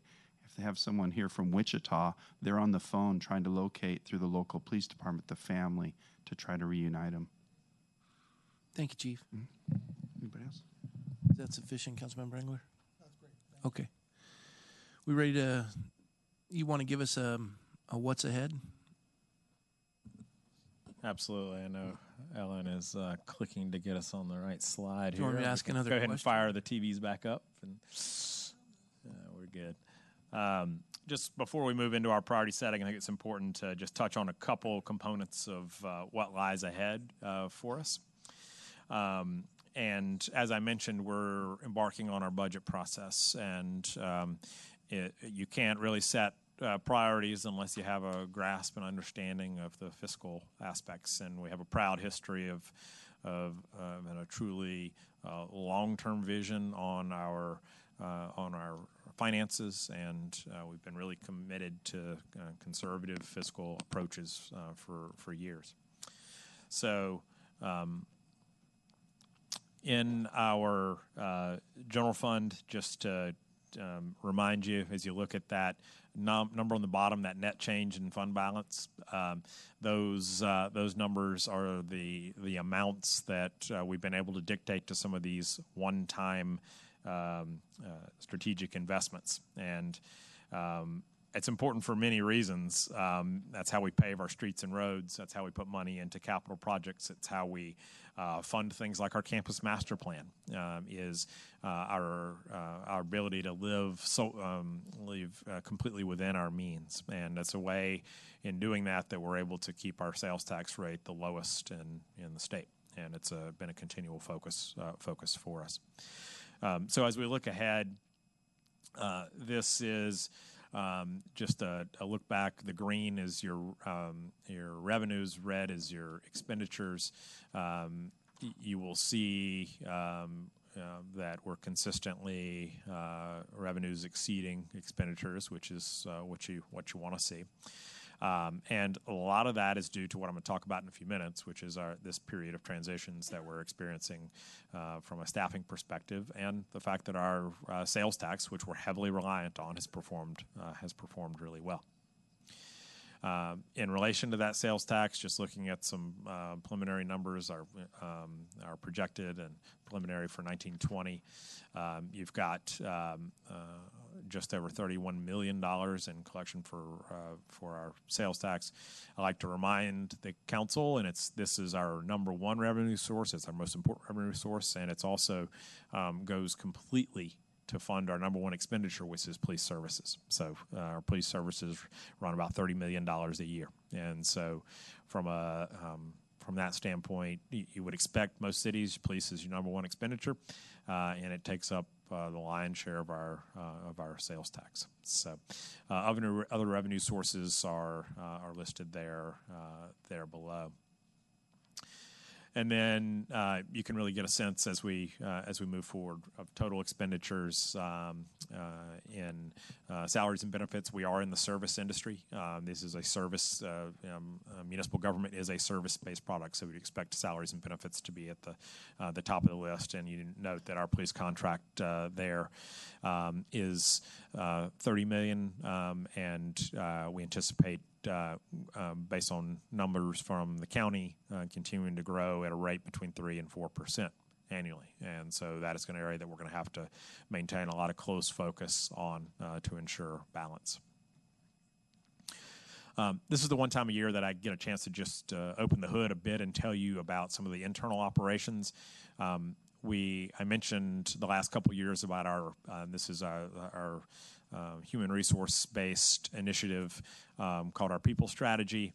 This is really something that we established, Gary Rogers and myself, about 5 years ago, looking down the road at the number of changes we were anticipating with retirements and staffing changes coming up, trying to ensure that we maintain a performance culture and that we're focused on measuring and evaluating success. Developing our internal leaders and planning for the future. And we have done an outstanding job of that, and we've done that maintaining our existing position count. One of my mantras is we have 381 employees. We don't have 382, and we don't have 380. And that 381 is really our equilibrium. We've hit that spot. That's a reduction of 100 positions down from where we were. And we've worked really hard to stay within that position count. That helps us do the things that we're able to do budgetarily. And but within that number, we've been very creative and thoughtful, and it's a tribute to the executive team here that we've been able to move positions to where the need is most, not just to where the position has always been held. And there are countless examples across the organization of where we're doing that.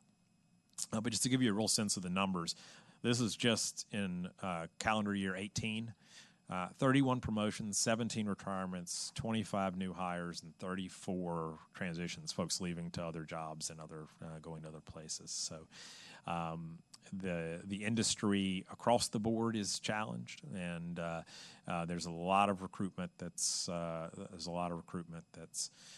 underway. So we're happy about that for top number, 31 promotions. That means we're doing a good job grooming folks in-house. That's always the best place to be because they're a known quantity, and we've invested a lot in training them to get to that point. And so whenever we can do that, it's really positive. And each of those retirements creates an opportunity to really look at the position and determine where are we going from here and what does the need look like in the decade ahead. One big change from last year is my new assistant city manager, Ingrid Hardy. I think all of you have had a chance to work with Ingrid. She has, even though only been here for 9 months now, feels like her and I have been working together for several years already. And I think my executive colleagues would agree that she's just been a wonderful addition to our team, and I'm proud to have her as a colleague. Also had a chance in the last year to welcome Jamie Boscarino as our Director of Finance, and Jamie is known to all of you. She was our Deputy Finance Director. I think she's one of the best in the state, and I'm really excited to have her on the executive team and proud to get to work with her every day. And the newest member of our group, having just been promoted in the last week, is Melissa Hurtado, who is our new assistant to the city manager, coming from our revenue operations manager, and she's in the front row with us. She's going to officially start the capacity later in April because I didn't want to completely rob Jamie of another talented member of her team until we could get some additional support in there. But Melissa has done a great job stepping in assisting, whether it's on cannabis issues or the borderline incident. She's always there and lended a hand to go above and beyond. So she's going to be a great addition to our city manager's office team. One other thing to note: we do measure satisfaction within our workforce from 2015 to 2018. Our satisfaction rate of employees has grown significantly. Those employees that recognize or satisfaction here with our organization is in excess of 90%. But the big number for us is that green bar, which is those that indicated they were very satisfied with employment here. Went from 50% to 60%. It's a big jump in just a few short years, and we're very proud of that. But it is something we have to continue to focus on every single day to keep this organizational culture strong and to make sure that we're an employer of choice. And that's something that we're very much committed to. Well, I'm in that category, the 60s plus whatever percent. You're satisfied too? Okay. Technically, yes. Before we move on to the priorities, I just want to say a note of thanks to all the folks that comprise our executive team. I think they're amongst the best in the business, and they're here tonight to help guide us in our priority discussion and answer any specific questions that you have. So with that, I'm going to move to this portion. Just a couple of quick notes to remind you and those that haven't been through this before. You guys sent me some thoughts that comprise kind of a wish list. It totaled 13 items this year based on kind of general categories. I passed out to you at the beginning of the evening a list that comprised those so you could see what everyone had on there. And you all made some selections there. And so what we have done now is taken those selections, and there is a clear 10 that emerged, and I want you to begin the process of going through those. And those areas that we have sort of immediate affirmation that that's a priority, I'd like to talk just quickly about it. If there are any kind of sub areas that we need to be aware of, I'd like to hear the council's thoughts on it. Again, stressing that, I know we've had the RAMs as a number one priority. That's kind of been symbolic and important, but the remainder of the items, they're in no real order. If they're on this list, by virtue of being on this list, they are a top priority and focus for us in the coming year, and will remain on the top of our dashboard as we lead the organization. So with that, these are so you'll see 1 through 10, and then the ones that sort of trickled down below. It's okay, I can read them, read off on the bottom. So you have what appears to be, and I'll run through them, and then we'll take them individually, and I'll hand it over to you after that, Mayor McCoy. Starting at the top, finding a permanent home in-season facility for the Los Angeles Rams. Embarking on our comprehensive general plan update, completing our campus master plan, ensuring fiscal sustainability through the 2019-2021 two-year budget process, focusing on collaborative efforts to address homeless and mental health issues, focusing on economic development activities specifically in the growing biotech sector, advancing arts, culture, and literacy through the CAP 25th anniversary and library initiatives, promoting environmental sustainability efforts through the Sustainability Strategic Plan, addressing shortfalls in state-mandated regional housing needs assessment categories, and investing in public infrastructure projects across the community. And below that little line of delineation at 10 was updating police services contract to enhancing fire service locations, supporting public transit activities in a fiscally prudent manner, and begin the next round of solid waste contract discussions. So with that, I'll leave it to you, Mayor McCoy, to lead the discussion from there, and we're here to answer your questions and guide the discussion. Thank you, Ms. Powers. I'd like to just ask the council to consider, as November we will approach the 1-year anniversary of the tragedy upon our city, that one of these priorities be that we locate a memorial site for a park dedication, if possible. And anticipating that would be a topic of discussion, and as you know, you're being on the committee, Mayor McCoy, we envision that could nicely fold in. We feel that that's part of public infrastructure and could nicely fold into that category should the council desire. Thank you. That's what Councilmember Adam pointed out as well. Yeah, Mayor, I had that on my list as well. Important project, and that would fit right in with number 10 there. And maybe we might want to move it up. So, well, I don't think we're necessarily prioritized. You're right. They're not prioritized. Except I would stay with the Rams as the number one priority. Just to let them know. Yeah, I think that the team means a lot to the city, so. I agree. I have a question. Is this the list that Ms. Rosa typed up then? This one? Yes, it is. This is Okay. reflective. The 10 that are up there are reflective of the collective selections made by the 5 of you. Okay. Are they listed in order of priority? No, those Because are just here, the okay, the I'm 10. looking at the one that was printed in our agenda. Yeah, that's not priority. Okay. I mean, it's basically the same, isn't it? It is the same. It's identical. Right. There's no priority listed in this. Correct. And so the lists are all the same after the bar, the black bar underneath, just in different order. Okay. Thanks. Yep. Mayor. Yes. Councilmember Adam. Yes, thank you. Yeah, I'm glad to see number 9 in there. I put that in there, actually. I think housing is on everybody's minds these days, and in our last council meeting, we had an update on the housing element, and it became clear that we do have a shortfall in certain categories of housing that the Regional Housing Needs Assessment says that we need. We also have potentially a big number coming from the arena in the next year or two. So I think that we need to address housing here, and I think number 9 puts developers on notice that affordable housing here in the city is a priority, and we expect that for anybody that comes forward with a housing project. And I think it also makes the council realize as well, or reminds us that affordable housing is a priority. So when we do look at a project, we want to make sure that we give that an according importance. So I'm glad to see that on the list. I think this is a really good list. It hit just about all my priorities, I must say. Glad we're not ranking them. That's a difficult process. One of the things I might submit to the council, that's always helpful for staff, is if you want to take them kind of and start in some level of order and take them from the top and illuminate any additional thoughts or questions around those items.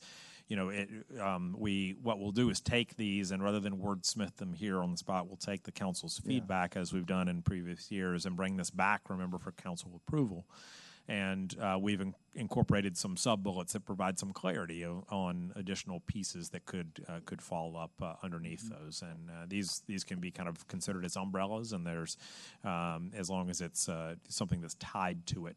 And some of them have them, and some of them don't. But it's always helpful to hear the council's thoughts if you want to kind of run through them and get some consensus.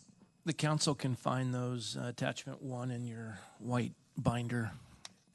Number 9 also addresses... Or your blue binder, excuse me. Oh, sorry, Mayor. That's okay. Number 9 also addresses economic development in the sense that we've identified these so-called opportunity sites here in town, and I'm pretty sure that if any development ideas come forward, it will include housing on some of those sites.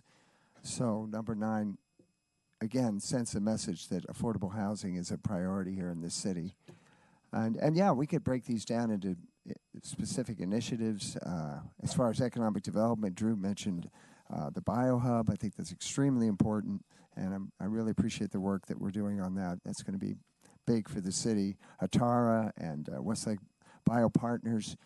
We could theoretically turn the Rancho Conejo Industrial Zone into the Rancho Conejo Biotech Zone, because if things go well, that's what will happen, and so that's huge. And as far as economic development, I mean, I'd like to see the Chappelle project go forward, and I know that's on the books, and that's also in Rancho Conejo Industrial Park. But these are, I think it's good that we keep these things relatively general, because to try to break them down into all these subcategories can be a little daunting. But all of them do have subcategories, and I think most of them are familiar with what those categories are. So. Understood, and we certainly don't want to overcomplicate the effort. Right. But it is that time of year. If something's on your mind, or if you have a burning question, or it's a chance to sort of ask that and get that out there. So let's do this. Why don't we start with you, Councilmember Engler? Just go down the line, and anything that you want to address on any of these 10 topics. If there's one you want removed, another one replaced. Anything along those lines, just go ahead. No, I'm pretty happy with the attendant above the line. That has no reflection on the three that are below the line. Those are also pretty important contractual things that we must accomplish in the next year or two. So those are important, but I do agree wholeheartedly with the attendant or above the line. Two that I'd like to particularly highlight, I think, is the working on the biotech sector and the getting the RAMs into our city. Those two are going to be very potent economic drivers for us in the city, and from that will flow some of the other things that we should be able to accomplish because of that economic boost that we'll get from those two items. Everything sort of flows from the income that we have to be able to accomplish. And those concentrating on our economic development, and also if we can get the RAMs in here, that would be something that will be a feather in all our caps and an economic boost to our city. Along with that, way up on my priorities is the general plan update. To be able to reset our general plan at today's outlook on our city is highly important, both in terms of the housing issue that Congressmember Adam pointed out. Oh, you promoted him. He said council member. Did I say? You said congress member? Did I say that? Congratulations. He's been I'll spending notify too much time in Congresswoman D.C. Brownlee. Yeah. I just got back from a week in D.C., so you can forgive me, okay? It does that to you. I don't consider that a promotion. I think local government is where it is. Where it's at. That's true. I'm sorry for the insult. Oh, But the being able to address that is very important as well. I'd like to add, in relation to what Councilmember Engler said, in relation to the RAMs, I want to commend the staff that, though it's a priority and it's continued to be a priority for us, the city in no way, shape, or form has somehow tried to buy them here and done anything beyond just the normal presenting of the city and a desire for them to see what we see and to realize the beauty of our city. And a lot of folks think we have too much in the pot in relation to the RAMs. And the reality is we're in the running because our city is so desirable, and we want to let them know they're welcome. But beyond that, I want to commend the staff in that regard, that if they choose or decide to go elsewhere, though we would be highly disappointed, it's not as though we've done anything above and beyond. And I appreciate those comments. Obviously, if the Rams choose to do something different, it'll be a business decision for them. But what's important to note is, in my regular and ongoing conversations, they have not made a decision, and they are still very much weighing options out in front of them. And one of those that's very much on the short list is within the city of Thousand Oaks. And it's important to remember, it wasn't that long ago that the Rams came to us in February of that year, having just moved from St. Louis and wanting to have a in-season training facility operational by Labor Day. And a lot of cities had indicated that was an impossibility. We moved everything we could, along with our partners at CLU, to do that. And that's the reason they're here today. And it's the reason they set root here. And it's the reason that they've extended to be there another year this season. And so that makes my point that it speaks to the proactive nature of our city staff to allow something like that to happen. And that's what I wanted to commend you on. So quit talking and just accept it. I'm sorry. Council Member Bill de la Pena, do you want to give some thoughts? Yes, I do. Thank you, Mayor McCoy. The list 1 through 10 is a good one. I'm pleased with it. It addresses everything that is important to the city of Thousand Oaks. Anything below the bar is still important, but we want to keep the list at 10. And I would agree with remaining for the LA Rams to remain the number 1 priority for the city of Thousand Oaks. Everything else for me is priority number 2. The comprehensive master plan or general plan update, the campus master plan, and so forth. Homelessness, of course, very, very important. Regarding bullet points or subcategories, certainly the Borderline Memorial that is already in the works. A task force has been established. That needs to continue so that we do have something in place for November. And another subcategory could be the comprehensive general plan update is Measure E. The council did not specifically say Measure E should go to a vote. However, Measure E will expire in 2026, and city council has to lay the groundwork to either renew Measure E or to actually set a fresh Measure E in place for that will be in concert with a general plan update. That I think the residents of Thousand Oaks will expect us to do that, and we need to be ready to deliver on that. Yeah, like we talked about at the city council meeting with respect to the comprehensive general plan. The comprehensive general plan will be taken to council no later than October of 2021. If the council desires to put a ballot measure on, a measure on the next election cycle, that would be in 2022, November 2022. So there's ample opportunity and ample time as we go through the general plan process to consider. Correct. So what I'm saying is one way or another, the residents will vote on a Measure E initiative. But are you suggesting that we put that as a priority for this year? Because I'm not sure we could even begin to. A priority as part of the general plan, which I'm sure we will see this next year also. Yeah. But I just wanted to already put it out there that Measure E, regardless of which way it will go, it will expire and will have to be renewed one way or another. Okay. So that's what I wanted to get across. And yes, regional, the housing numbers and low-income numbers, which we lack momentarily, super important. And we talked 2 years ago about the golden ticket when we thought we only had 600 units left in the Measure E Bank. But truly, these are golden tickets that we're giving out, and developers need to know that we expect them to build low-income housing in our city. Councilmember Adam? Yeah, these are exciting times. Comprehensive general plan update, we haven't done one since 1970, so we have a great opportunity to get the input of all our residents about what direction they want to see the city take in the next 20 years.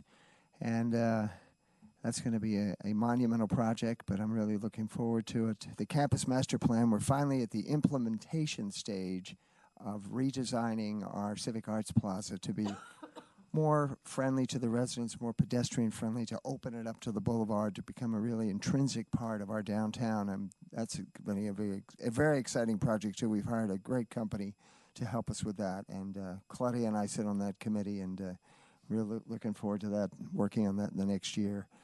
There's just some really good goals or priorities in here that I'm excited about, and I think the housing question is something that's very important, and I think we'll get that message across with number 9. Economic development, the biotech is important.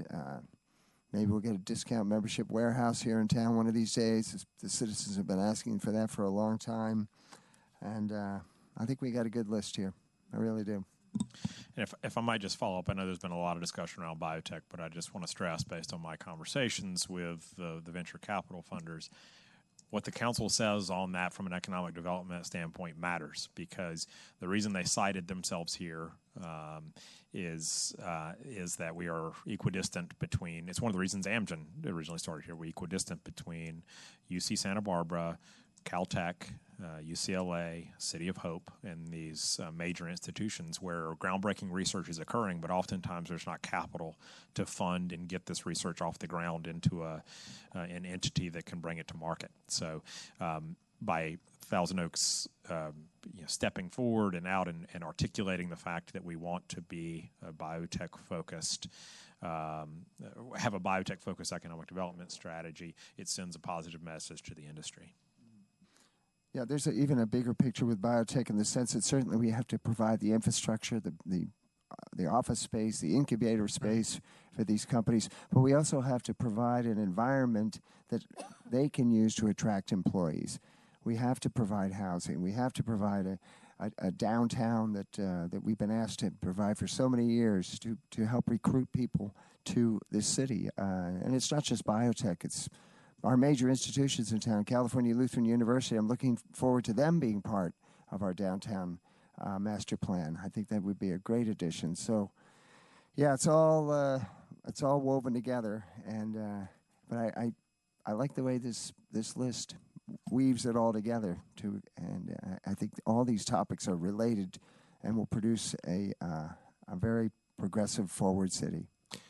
May I propose to the council in relation to item 10, invest in public infrastructure, and I brought up the Borderline Memorial.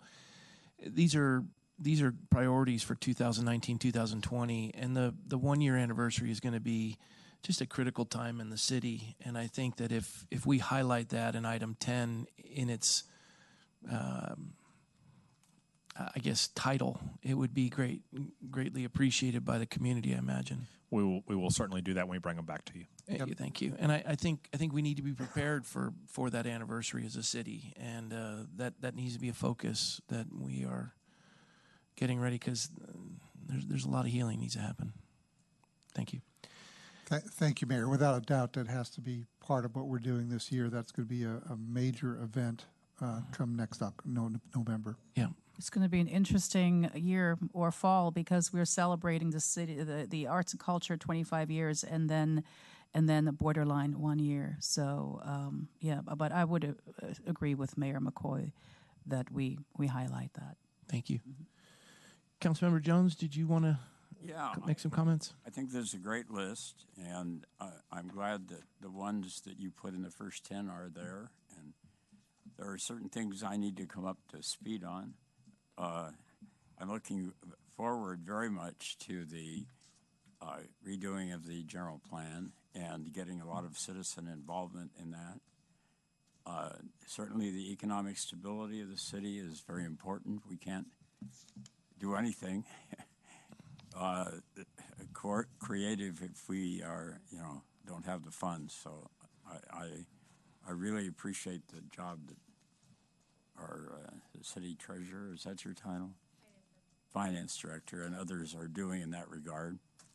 I need to understand the concept of the downtown area a little better than I do, because that is entirely different than when we did this 50 years ago. So I'd like to just understand that a little better, because I don't think the survey they did comports exactly with, as I understand it, what is being planned. And relative to homeless, I don't know if it would be helpful if we tried to earmark some properties.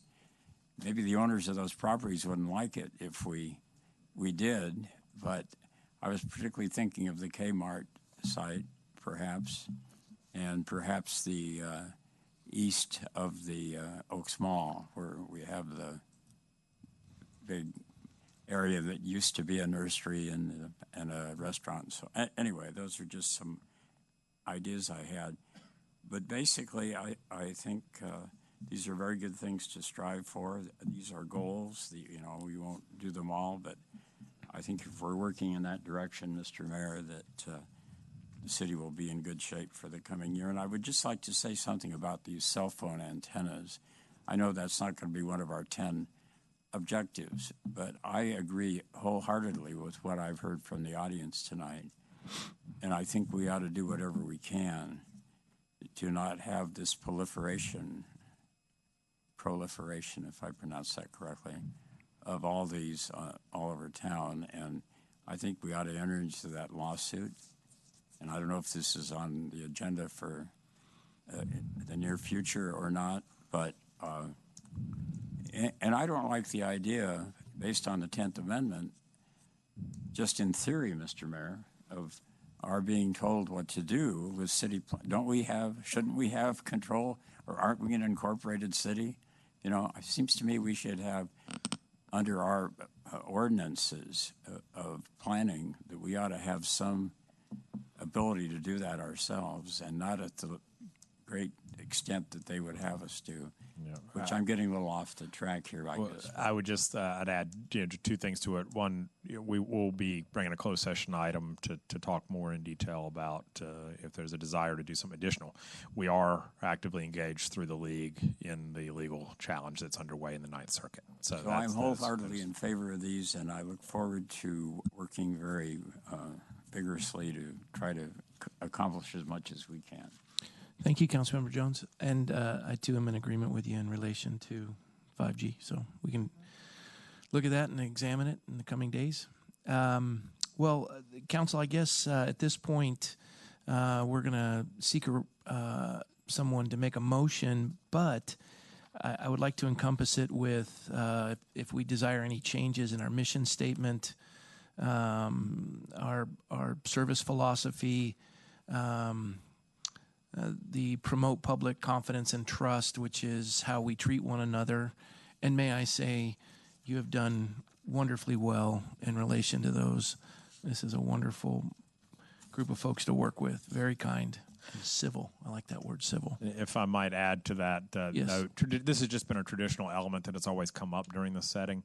I can't recall the last time there was any modifications to these policy-related items. One suggestion to make the evening more efficient and more focused on the priorities for the future might be that we update these, or give you the opportunity to update these in conjunction with our budget process on a every 2-year basis. But if you want to keep them in this setting in the future, that's fine as well. I would be happy to do it every 2 years as we do the budget. Any disagreements in relation to that? They look a little wordier than our goals, you know. I mean, especially point number 2. I was wondering whether they could be more pithy, you know. So, but pithy? Good word. Yeah. Somebody have a quarter? I'm going to give that to you. I would just add to I think these norms have they emerged at a time when council relations and Councilmember De La Pena can attest to it. Perhaps weren't as strong as they are today, and these have served the council very well. They have, and they've been a good sort of barometer by which to judge. So I just they. So not a lot of cities that have these, and for those that don't, it's something that you only need them, and really when you have challenges, and it's something that you can always hold each other accountable with and rely upon. So I just remind you that they are of significant importance, but I think they are structured really, really well. Looking for a motion, Mayor? Yeah, we're looking for a motion. Just a quick comment. I think these are great guidelines for us as council people. It'd be nice to make sure this is widely distributed within the community as well, so that the community knows where we are coming from and why perhaps some people would encourage us to be more boisterous up here. But I think if the community knows this is our guiding light, I think that'd be helpful as well. I tweeted them out. I did. I'll start following you. I guess I'll have to get on Twitter. You do. Well, I would like to make the motion then to approve our goals for 2019-2020 along with the City Council norms. Thank you, Councilmember. And with the changes that we discussed regarding the borderline memorial and so forth. Absolutely. And I'll just add, as Ed, you just said, it's a lot easier to get stuff done on a local level than it is on the federal level. And one of the reasons is because we have these council norms and we follow them. That's right. We work together for the benefit of the citizens of Thousand Oaks. So I will, and I think the feedback's been great about these priorities tonight, so I will certainly support that motion. Yeah, I'd just like to say in that regard that I've been on other boards and councils, and I've never been in a more warm and friendly atmosphere than we have here. So I'd like to thank all the rest of the council members. I hope CRPD isn't listening. Jim's right back here, everybody. So as the clerk prepares the vote, I'd like to add to the community that comes in for public comments how important that is to us as council members. It really does have an enormous effect on us understanding issues. For many of us, 5G, it was thrust on us. We're looking at it. We're drinking from a fire hydrant, basically. And folks taking time to share with us their insights and things of that sort is very helpful. So to the citizens of Thousand Oaks, please come out and participate if for no other reason than to be part of the public comments. It really does help us, and we're grateful. We want to represent you well, and if we hear from you, it really helps us. Madam Clerk, you want to take the vote? Councilmember Jones, please state your vote. Aye. Councilmember Bill De La Pena? Yes. Councilmember Engler? Yes. Mayor Pro Tem Adam? Yes. Mayor McCoy? Yes. And the motion carries 5-0. Mr. Powers, I believe that is the conclusion of our meeting. Or do you have anything you want to add before I adjourn? No, just reminding everyone that our next meeting will be on Tuesday, the 2nd of April. And we currently have some special presentations, National Donate for Life Month, that American Public Works Association Project of the Year for Westlake Boulevard, and Proclamation for Arbor Earth Day will be that evening. You'll have a study session on your capital improvement project budget. And then you'll have a follow-up from the NLC Congressional City Conference and lobbying trip that Mayor McCoy and Councilmember Engler attended in Washington, D.C. So that's it. Before we adjourn, Councilmember Bill De La Pena has something she'd like to share. Thank you, Mayor McCoy. I think this is, Mr. Powers, is this your third goal-setting session? Yes, this is my third. Okay, can I just say I'm just so pleased with how smoothly it has been going, and with the support staff and executive team with which you surround yourself. This is making it so much more efficient and just really, really smooth, and I really appreciate that. Hear, hear. Well, with that wonderful comment, we adjourn tonight's meeting.